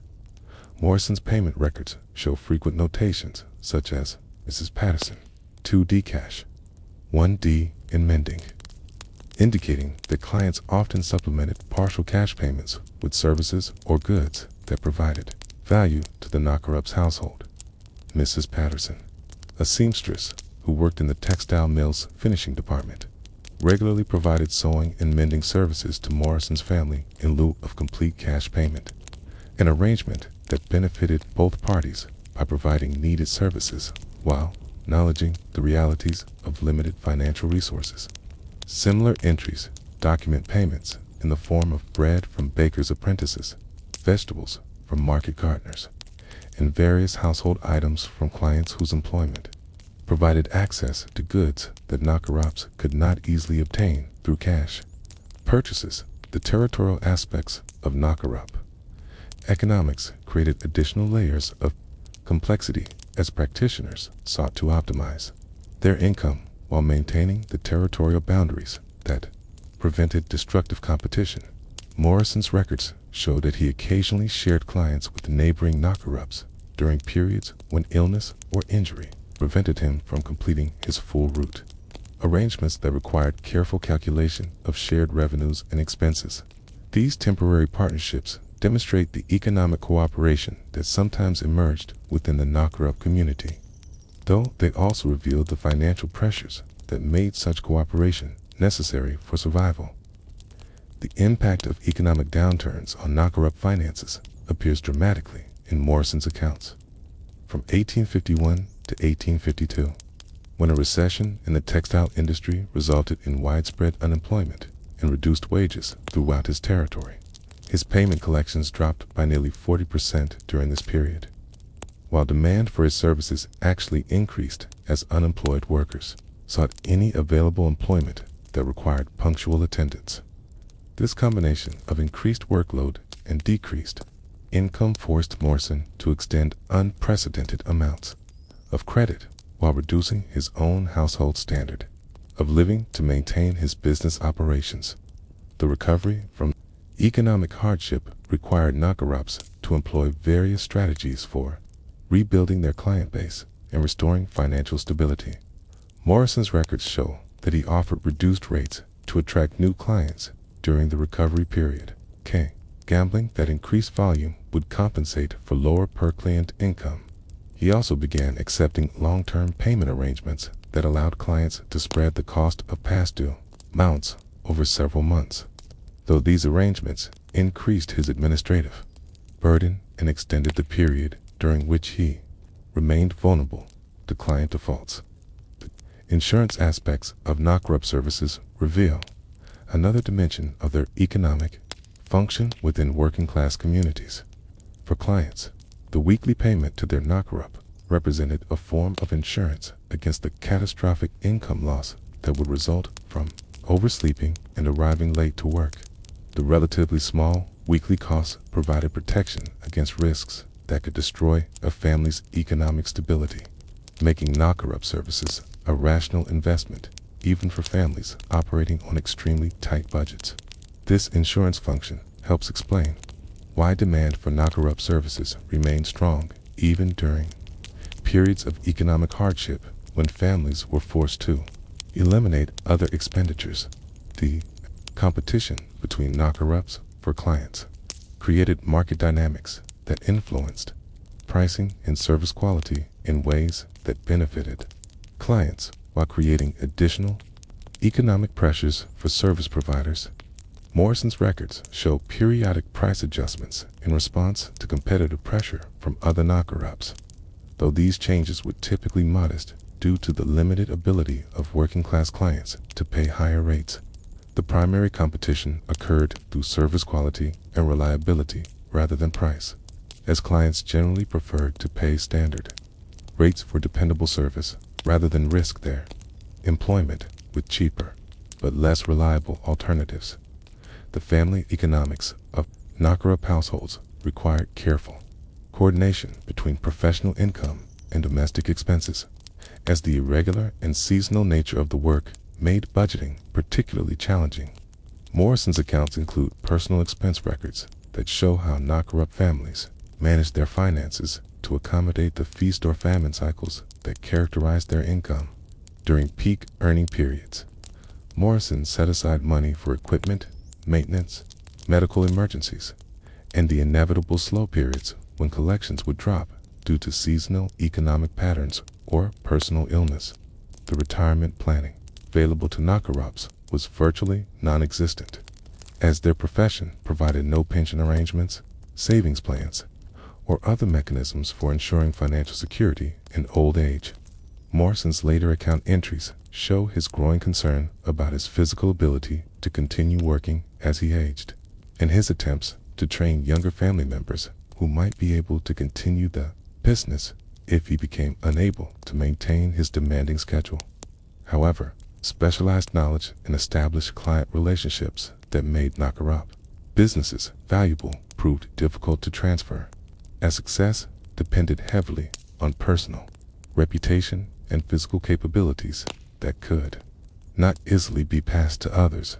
The social aspects of knocker-up economics extended beyond simple business transactions to encompass broader patterns of mutual aid and community support that characterize working-class life during this period.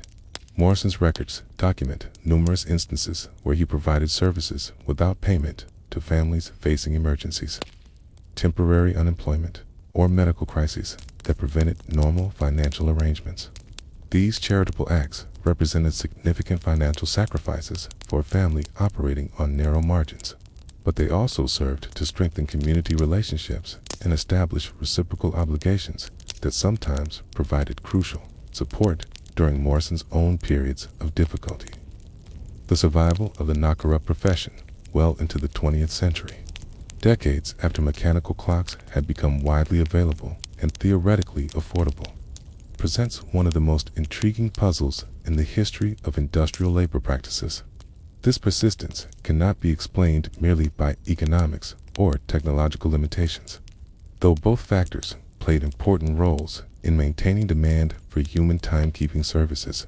Instead, The continued reliance on knock-ups reveals deep-seated cultural attitudes toward time, community, trust, and the fundamental human need for personal connection that even the most reliable mechanical devices could not adequately replace.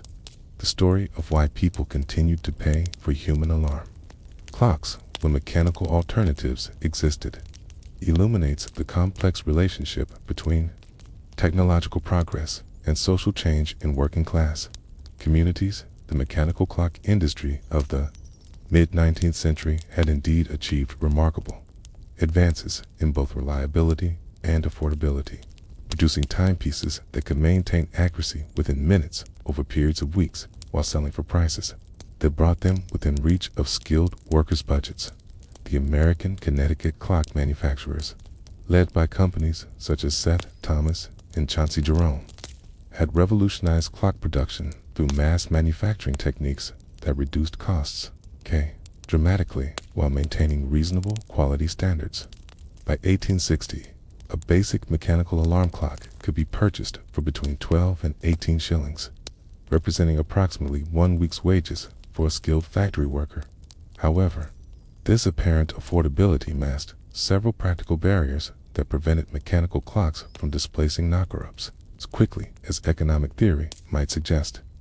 The initial purchase price, while theoretically manageable, competed directly with expenses that offered more immediate survival value for families operating on subsistence budgets.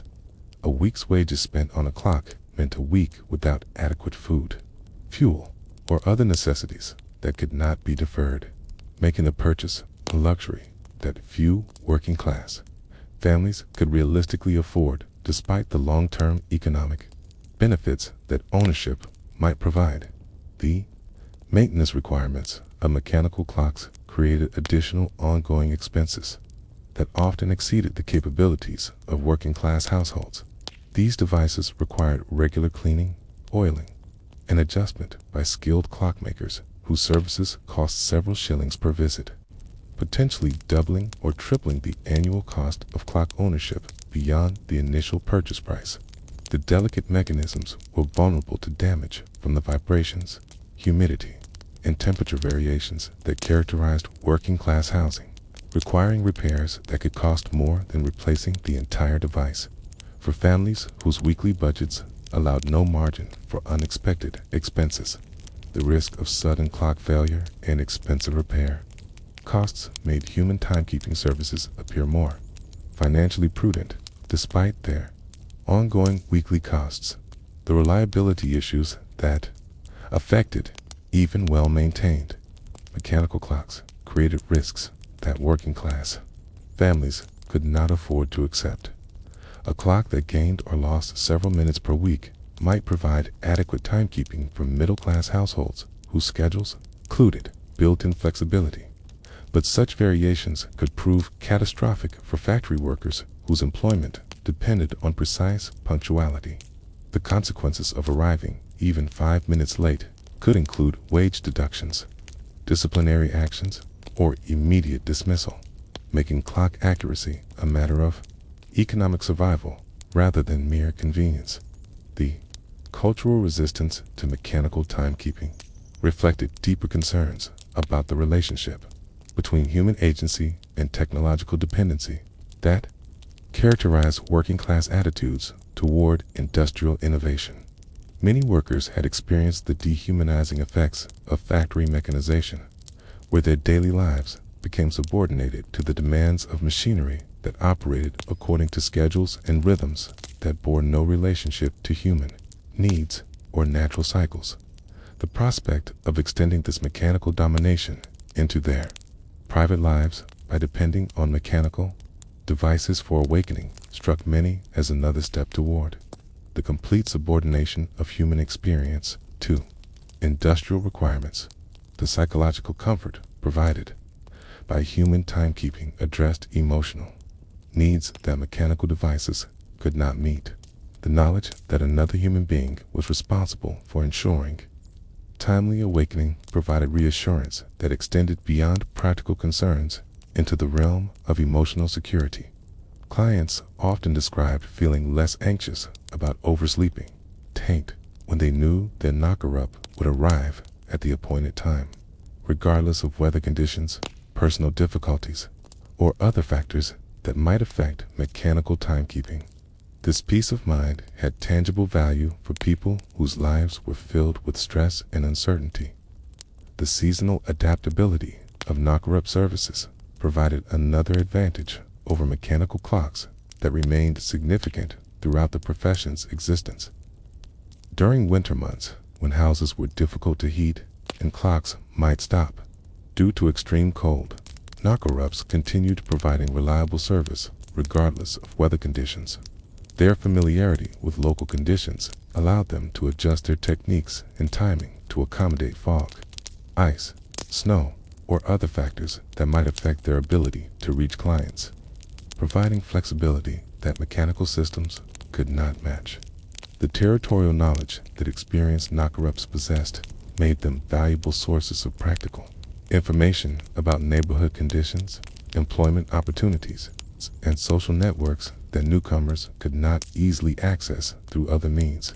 A knocker-up's intimate familiarity with their territory enabled them to provide guidance about which factories were hiring, which landlords were trustworthy, and which areas were safe for families with children. This local expertise had practical value that justified the cost of their services, even for clients who might theoretically afford mechanical clocks. The credit arrangements that knocker-ups offered provided financial flexibility, that mechanical clock purchases could not match. Clients could negotiate payment schedules that accommodated their irregular income patterns, arrange for temporary suspensions of service during periods of unemployment, and even substitute goods or services for cash payment when money was unavailable. These flexible arrangements made knocker-up services accessible to families whose financial situations precluded major purchases while providing security that their timekeeping needs would be met regardless of temporary economic difficulties. The quality control provided by human timekeeping offered advantages that mechanical systems could not replicate. Knocker-ups could verify that clients had actually awakened and were preparing for work, rather than simply assuming that the wake-up call had been effective. They could recognize signs that clients might need additional time or assistance, adjust their techniques for clients who are particularly heavy sleepers, and provide backup calls if initial attempts proved unsuccessful. Personalized service ensured successful awakening in ways that mechanical alarms could not guarantee. The social status implications of employing a knocker-up created additional motivations for continuing human timekeeping services even when mechanical alternatives became available. In communities where personal service was associated with respectability and social standing, the ability to employ another person for timekeeping services provided symbolic value that went beyond practical considerations. This status dimension was particularly important for skilled workers who sought to distinguish themselves from unskilled laborers and demonstrate their financial stability through their consumption choices. The technological limitations of early mechanical alarm clocks created practical problems that made human timekeeping services appear more reliable despite their higher ongoing costs. Many early alarm clocks featured mechanisms that were audible only at close range, making them ineffective for awakening heavy sleepers or people whose beds were positioned far from the clock. The spring-powered mechanisms that drove these clocks often provided insufficient force to operate alarm functions reliably, particularly as springs weakened with age or when clocks were not properly maintained. The housing conditions that characterized working-class districts created environmental challenges that affected mechanical clock performance in ways that human timekeeping services could overcome. The thin walls, shared living spaces, and variable heating systems common in industrial housing made it difficult to position clocks where they would be both audible to their owners and protected from environmental factors that could affect their operation. Knocker-ups, by contrast, could adapt their techniques to accommodate any housing situation and provide wake-up calls that were specifically calibrated to each client's living arrangements. The intergenerational transfer of knocker-up services created family traditions that persisted even when economic circumstances might have supported alternative timekeeping methods. Children who grew up with knocker-up services often continued employing the same practitioners as adults, maintaining relationships that spanned decades and represented continuity in communities where other aspects of life changed rapidly due to industrial development. These long-term relationships created emotional attachments that transcended purely economic considerations and provided stability in an otherwise uncertain world. The professional pride that knocker-ups took in their work motivated them to provide service quality that mechanical devices could not match, creating customer satisfaction that justified continued employment even when alternatives became available. Experienced knocker-ups developed reputations for extraordinary reliability that made them valuable community resources whose services were sought after and protected by clients who recognized their unique contributions to neighborhood stability and economic security.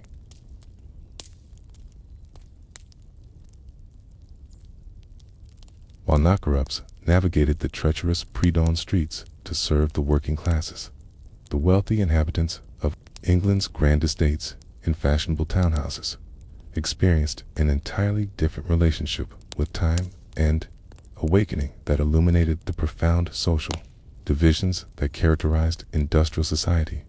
In the opulent mansions of Mayfair, the sprawling country houses of landed aristocrats, and the elegant townhouses of successful merchants, morning routines unfolded according to rhythms that bore no resemblance to the desperate punctuality required in factory districts.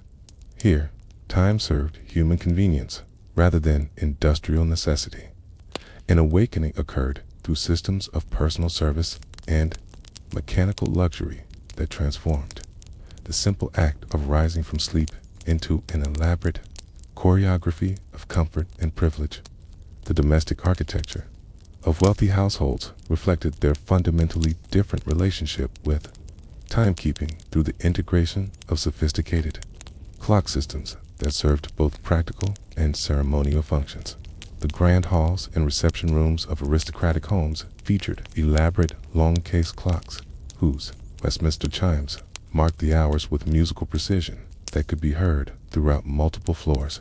These magnificent timepieces, often crafted by the finest clockmakers of London and Edinburgh, represented investments that exceeded the annual income of entire working-class families while providing accuracy and reliability that made external timekeeping services completely unnecessary. The personal quarters of wealthy households contained additional layers of timekeeping technology that surrounded residents with constant awareness of time while eliminating any anxiety about punctuality.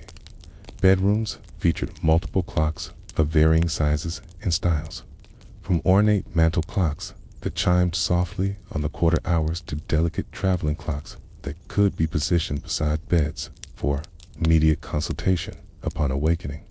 These timepieces were maintained by specialized servants whose sole responsibility involved ensuring that every clock in the household remained perfectly synchronized and properly wound, creating a domestic environment where accurate timekeeping was as reliable as any other luxury service.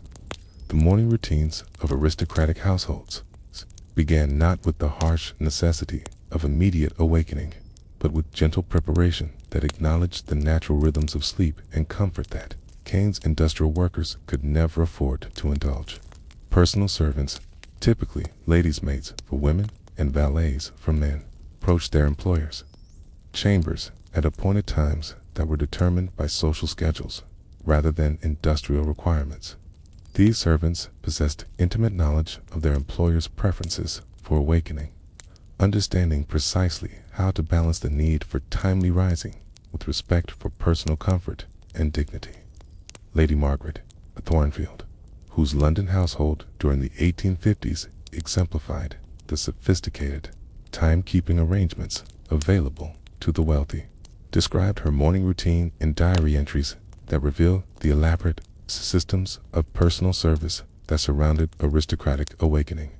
Her lady's maid, Catherine Morrison, began each day by consulting the household's master schedule to determine the appropriate time for disturbing her mistress, taking into account social engagements, weather conditions, and Lady Margaret's specific instructions regarding her preferred awakening time. This consultation occurred in the servants' hall, where a large clock regulated the activities of the entire household staff and ensured coordination between different departments responsible for morning preparations. Catherine's approach to awakening Lady Margaret involved a carefully choreographed sequence that began 30 minutes before the desired awakening time with the quiet preparation of the bedchamber itself. She would enter silently, using a skeleton key that allowed access without disturbing the sleeping household, and begin arranging the room for comfortable awakening. This preparation included adjusting curtains to allow appropriate amounts of natural light, checking that the fireplace contained adequate fuel for immediate lighting, and ensuring that fresh water, towels, and other necessities were properly positioned for immediate use. The actual awakening process reflected the fundamental difference between serving human comfort and meeting industrial deadlines. Catherine would begin by lighting the fireplace if weather conditions required additional warmth, creating gentle sounds and the soft fragrance of burning wood that served as natural cues for awakening without the jarring shock that characterized working-class morning calls.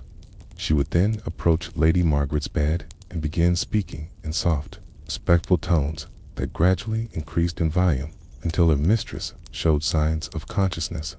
This gentle approach could take several minutes, but time pressure was never a consideration, since Lady Margaret's daily schedule included substantial flexibility that accommodated natural variations in sleep patterns.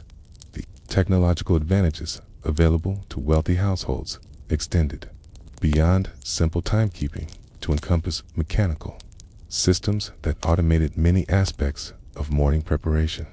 The most sophisticated establishments featured early versions of central heating systems that could be regulated to ensure comfortable temperatures throughout the house at designated times, eliminating the discomfort of awakening in cold rooms that characterized working-class housing. Some wealthy homes included mechanical systems for lighting gas fixtures automatically, providing immediate illumination without the delay and inconvenience of manual lighting that marked less privileged households.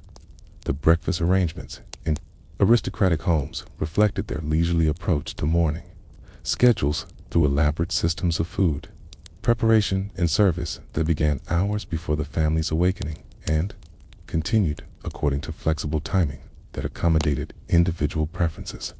Kitchen staff, rising before dawn like knocker-ups, but for entirely different purposes, began preparing fresh bread, gathering eggs from private poultry yards, and creating elaborate breakfast presentations that would be ready whenever household members chose to break their fast.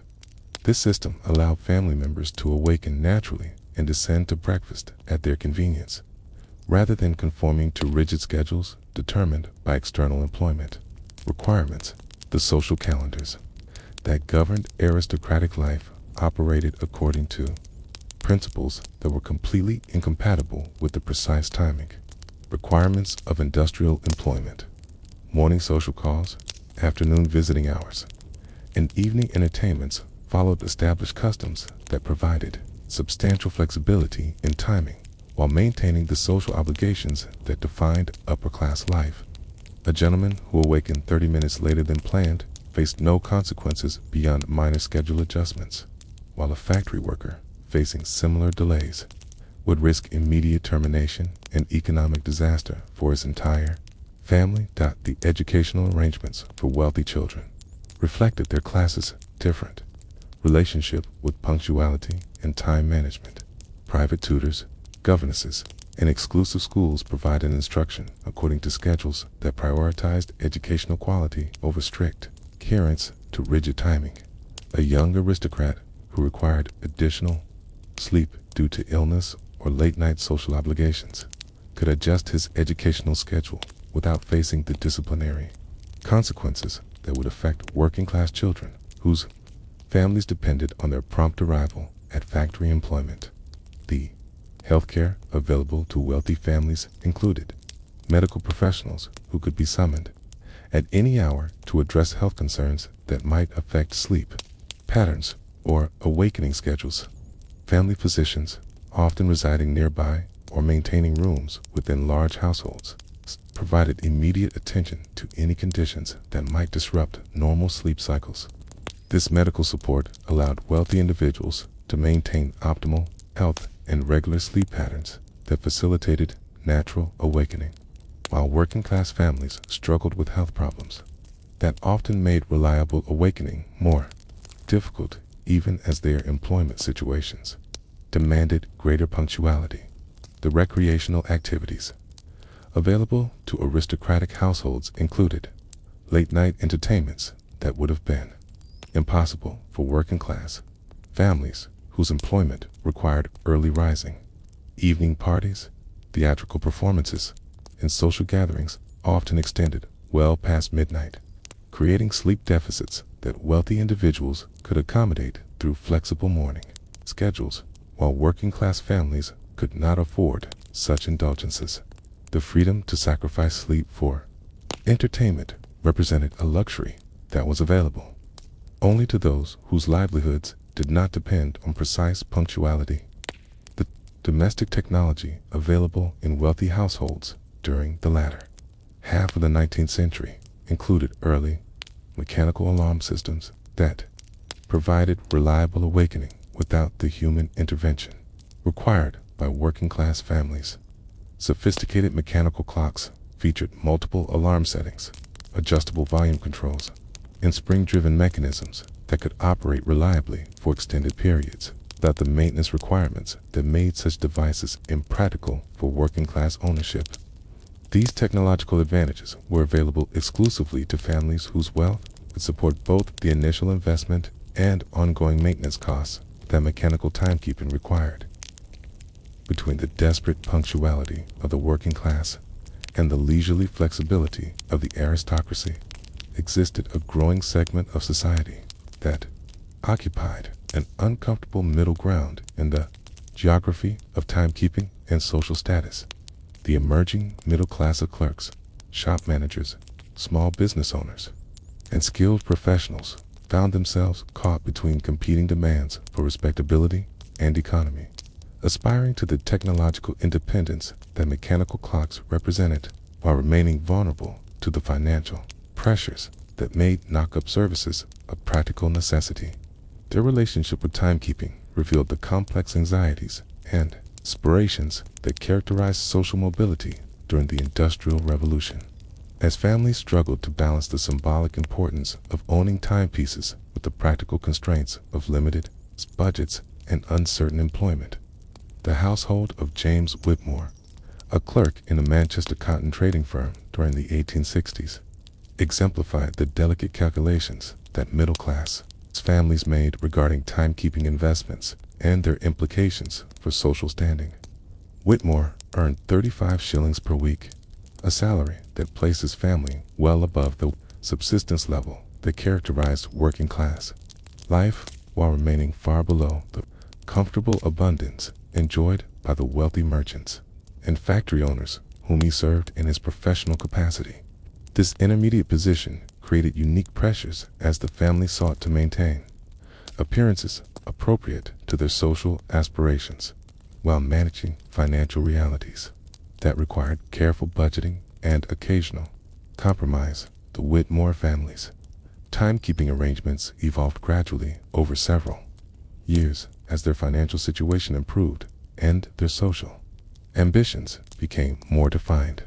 Initially, they employed the services of Thomas Bradley, a knocker-up who served several middle-class families in their neighborhood, paying him for pence per week for morning calls that ensured James's punctual arrival at his office.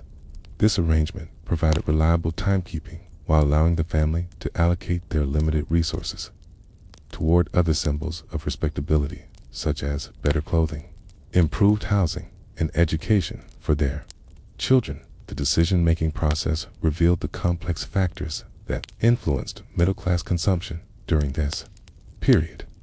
Mrs. Whitmore argued strongly for purchasing the best clock they could afford, viewing the investment as essential for their social credibility and long-term financial security. She pointed out that owning a reliable timepiece would eliminate the ongoing weekly expense of knocker-up services while providing a tangible symbol of their family's progress toward full middle-class status. Her calculations included not just immediate financial considerations, but also the social benefits of clock ownership and its implications for their children's futures. James approached the decision with greater caution, recognizing that his employment, while more secure than factory work, remained vulnerable to economic downturns and changes in business conditions that could affect his income without warning. He worried that spending such a large portion of their savings on a single item would leave the family financially vulnerable if unexpected expenses arose or if his employment situation changed.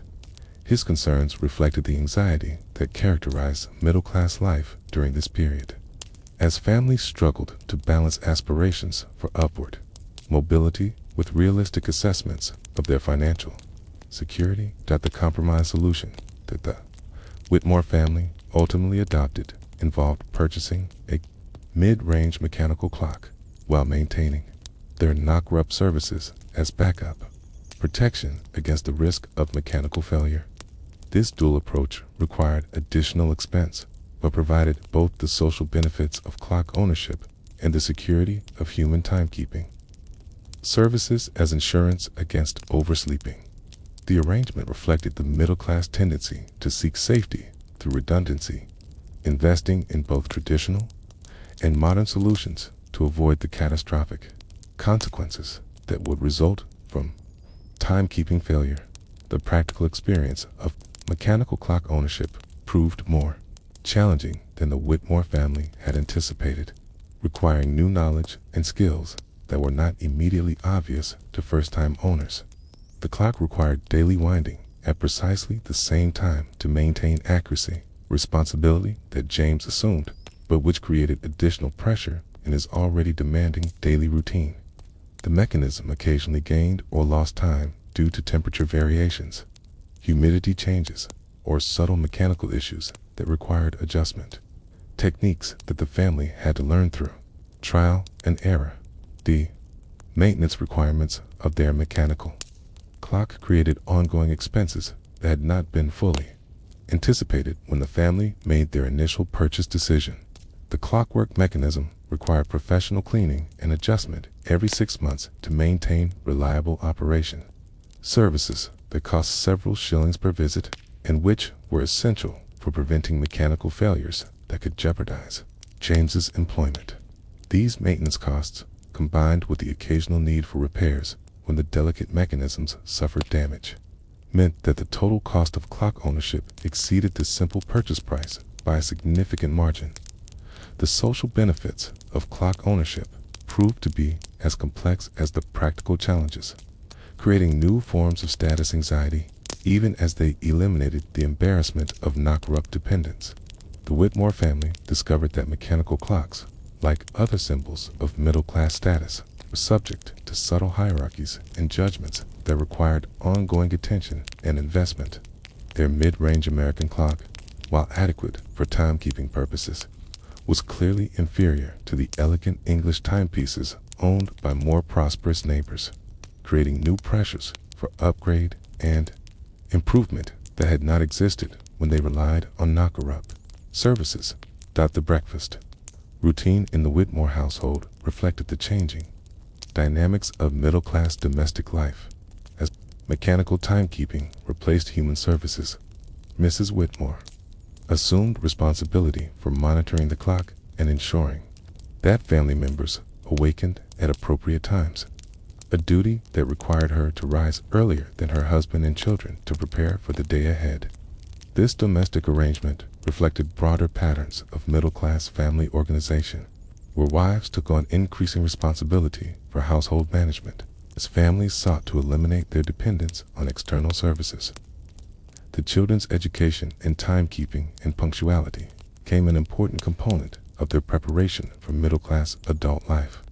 As parents recognized that reliable time management would be essential for their future social and professional success, the Whitmore children learned to read the mechanical clock, understand the relationship between clock, time, and daily schedules, and develop personal habits of punctuality that would serve them throughout their lives. This education represented a significant change from working-class practices, where children typically learned timekeeping through community relationships and external services rather than personal responsibility for mechanical devices. The seasonal challenges that affected mechanical clock operation created ongoing sources of anxiety for middle-class families who could not afford backup timekeeping systems. Winter months brought temperature variations that affected clock accuracy, while humid summer weather could cause mechanisms to operate sluggishly or inconsistently. The Whitmore family learned to compensate for these seasonal variations through careful observation and adjustment, but the need for constant vigilance created stress that had not existed when they relied on knocker-up services that operated independently of environmental conditions. The social networking aspects of middle-class timekeeping created new forms of community interaction as families shared experiences, advice, and concerns related to mechanical clock ownership. The Whitmore family participated in informal networks of clock owners who exchanged information about maintenance techniques, reliable repair services, and strategies for preventing common problems. These relationships served similar functions to the community connections that had characterized knocker-up services, but they were based on shared ownership of technology rather than dependence on human services. Economic calculations involved in middle-class timekeeping extended beyond simple cost comparisons to encompass broader questions of financial strategy and social investment. The Whitmore family's decision to own a mechanical clock represented their commitment to middle-class values and their confidence in their financial future, but it also created ongoing responsibilities and expenses that required careful management. The family had to balance the costs of clock maintenance against other financial priorities while ensuring that their timekeeping remained reliable enough to support James's professional obligations. The gradual adoption of mechanical clocks by middle-class families created market pressures that influenced both the clock industry and the knock-up profession in ways that reflected broader patterns of technological and social change. Clock manufacturers began producing models specifically designed for middle-class buyers, offering features and price points that balance quality with affordability while providing the reliability needed for professional employment. Meanwhile, knocker-ups found their client base gradually shifting toward working-class families and elderly individuals who required specialized services that mechanical clocks could not provide. The success stories of middle-class families who made successful transitions to mechanical timekeeping provided models and inspiration for others who aspired to similar independence from human services. The Whitmore family's eventual mastery of their clock and their growing confidence in its reliability marked their full integration into middle-class domestic practices, while their experience with the challenges and costs of ownership provided valuable lessons for other families considering similar transitions. Their story illustrates how technological adoption during this period involved not just financial considerations, but also social learning and cultural adaptation that required time, effort, and community support to achieve successfully. While the middle class navigated their anxious ascent toward mechanical independence, and the wealthy enjoyed the luxury of abundant timekeeping options, the vast majority of England's industrial workforce remained firmly rooted in the world of human alarm clocks, where the gentle talk of wooden poles against glass continued to mark the rhythm of working class mornings well into the 20th century. This persistence reflected not merely economic necessity, though financial constraints certainly played a crucial role, but a deeper cultural commitment to community relationships, mutual dependence, and human-centered solutions that provided security, flexibility, and social connection in ways that mechanical devices could never replicate. The loyalty that working-class families demonstrated toward their knocker-ups revealed fundamental differences in how different social classes conceptualize time, community, and the relationship between human needs and technological solutions. The economic realities that kept working-class families dependent on knocker-up services extended far beyond the simple inability to afford mechanical clocks, encompassing a complex web of financial insecurity, housing instability, and employment uncertainty that made long-term investments in technology impractical, regardless of their theoretical benefits. A factory worker earning 12 shillings per week faced constant pressure to allocate every penny toward immediate survival needs, with rent, food, fuel, and clothing consuming virtually all available income while leaving no margin for discretionary purchases that might improve long-term convenience. The purchase price of a reliable mechanical clock, representing 2 or 3 weeks' wages, competed directly with expenses that could not be deferred, without risking immediate hardship or family dissolution. Housing conditions that characterize working-class districts created additional barriers to mechanical clock ownership that went beyond simple financial considerations. The cramped, poorly constructed tenements and boarding houses that provided the only affordable accommodation for industrial workers offered environments that were fundamentally hostile to delicate mechanical devices.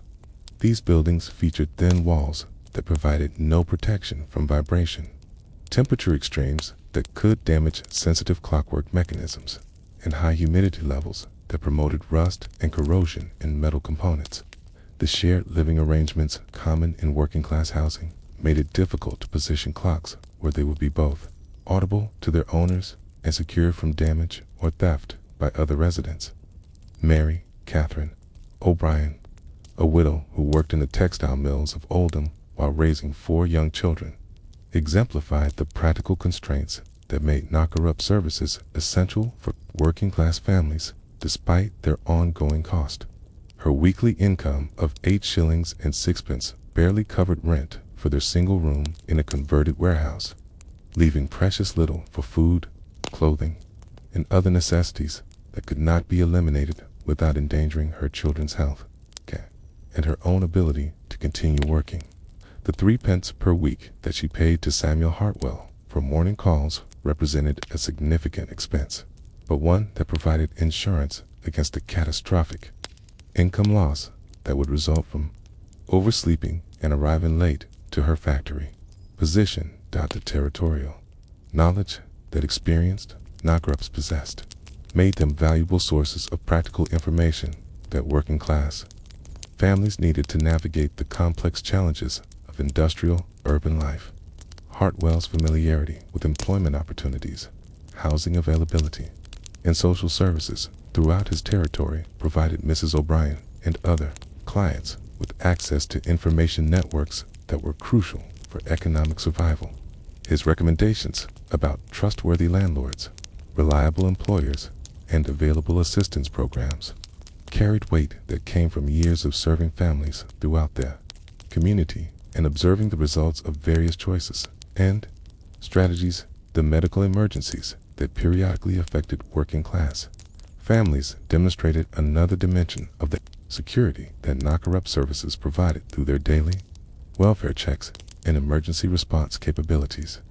When Mrs. O'Brien failed to respond to Hartwell's morning call during her bout with influenza, his concern led him to alert neighbors who were able to provide assistance, ensured that her children received care while she recovered. This intervention prevented a family crisis that could have resulted in lost employment, eviction, and separation of the children from their mother. Seasonal employment patterns that characterized many industries created income variations that made the ongoing expense of knocker-up services preferable to the large capital investment required for mechanical clock ownership. During busy periods, when factories operated extended hours and provided overtime opportunities, working-class families could afford the weekly payments for timekeeping services while building small reserves for leaner periods. The purchase of a mechanical clock, by contrast, would have consumed these reserves while providing a device that might fail precisely when reliable. Timekeeping was most crucial for maintaining income during reduced employment periods.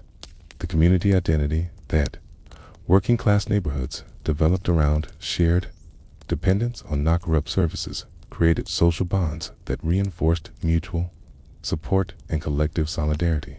The sight of Hartwell making his rounds each morning served as a visible reminder of the community's shared circumstances and common needs, while his faithful service provided a model of dedication and reliability that strengthened neighborhood cohesion. His presence during crisis celebrations and ordinary daily routines made him an integral part of the community's social fabric in ways that mechanical devices could never achieve. The apprenticeship opportunities that the knocker-up profession provided for working-class young men offered pathways toward modest economic independence that were particularly valuable in communities where employment options remained severely limited. Hartwell's eventual partnership with his nephew, young Patrick O'Brien, demonstrated how the profession could provide intergenerational economic stability while maintaining community relationships that had been built over decades of faithful service. This mentorship arrangement allowed the transfer of territorial knowledge, client relationships, and professional skills that represented significant economic assets within working-class communities. The winter challenges that made knocker-up work dangerous also demonstrated the dedication that successful practitioners brought to their community service obligations. Hartwell's willingness to continue his rounds during snowstorms, ice storms, and periods of dangerous fog reflected his understanding that his clients' livelihoods depended absolutely on his reliability, regardless of personal risk or discomfort. This commitment created loyalty that transcended simple commercial relationships and established bonds of mutual respect and obligation that lasted for decades. The technological innovations that eventually made mechanical clocks more accessible to working-class families occurred gradually and unevenly, with many neighborhoods retaining their dependence on knocker-up services well into the 1920s and even beyond in some areas. The mass production techniques that reduced clock prices required decades to develop fully, while the improvement in working-class wages that made such purchases feasible occurred slowly and with frequent setbacks due to economic downturns and unemployment. Even when mechanical clocks became theoretically affordable, many working-class families continued to prefer the human services that had served them reliably for generations.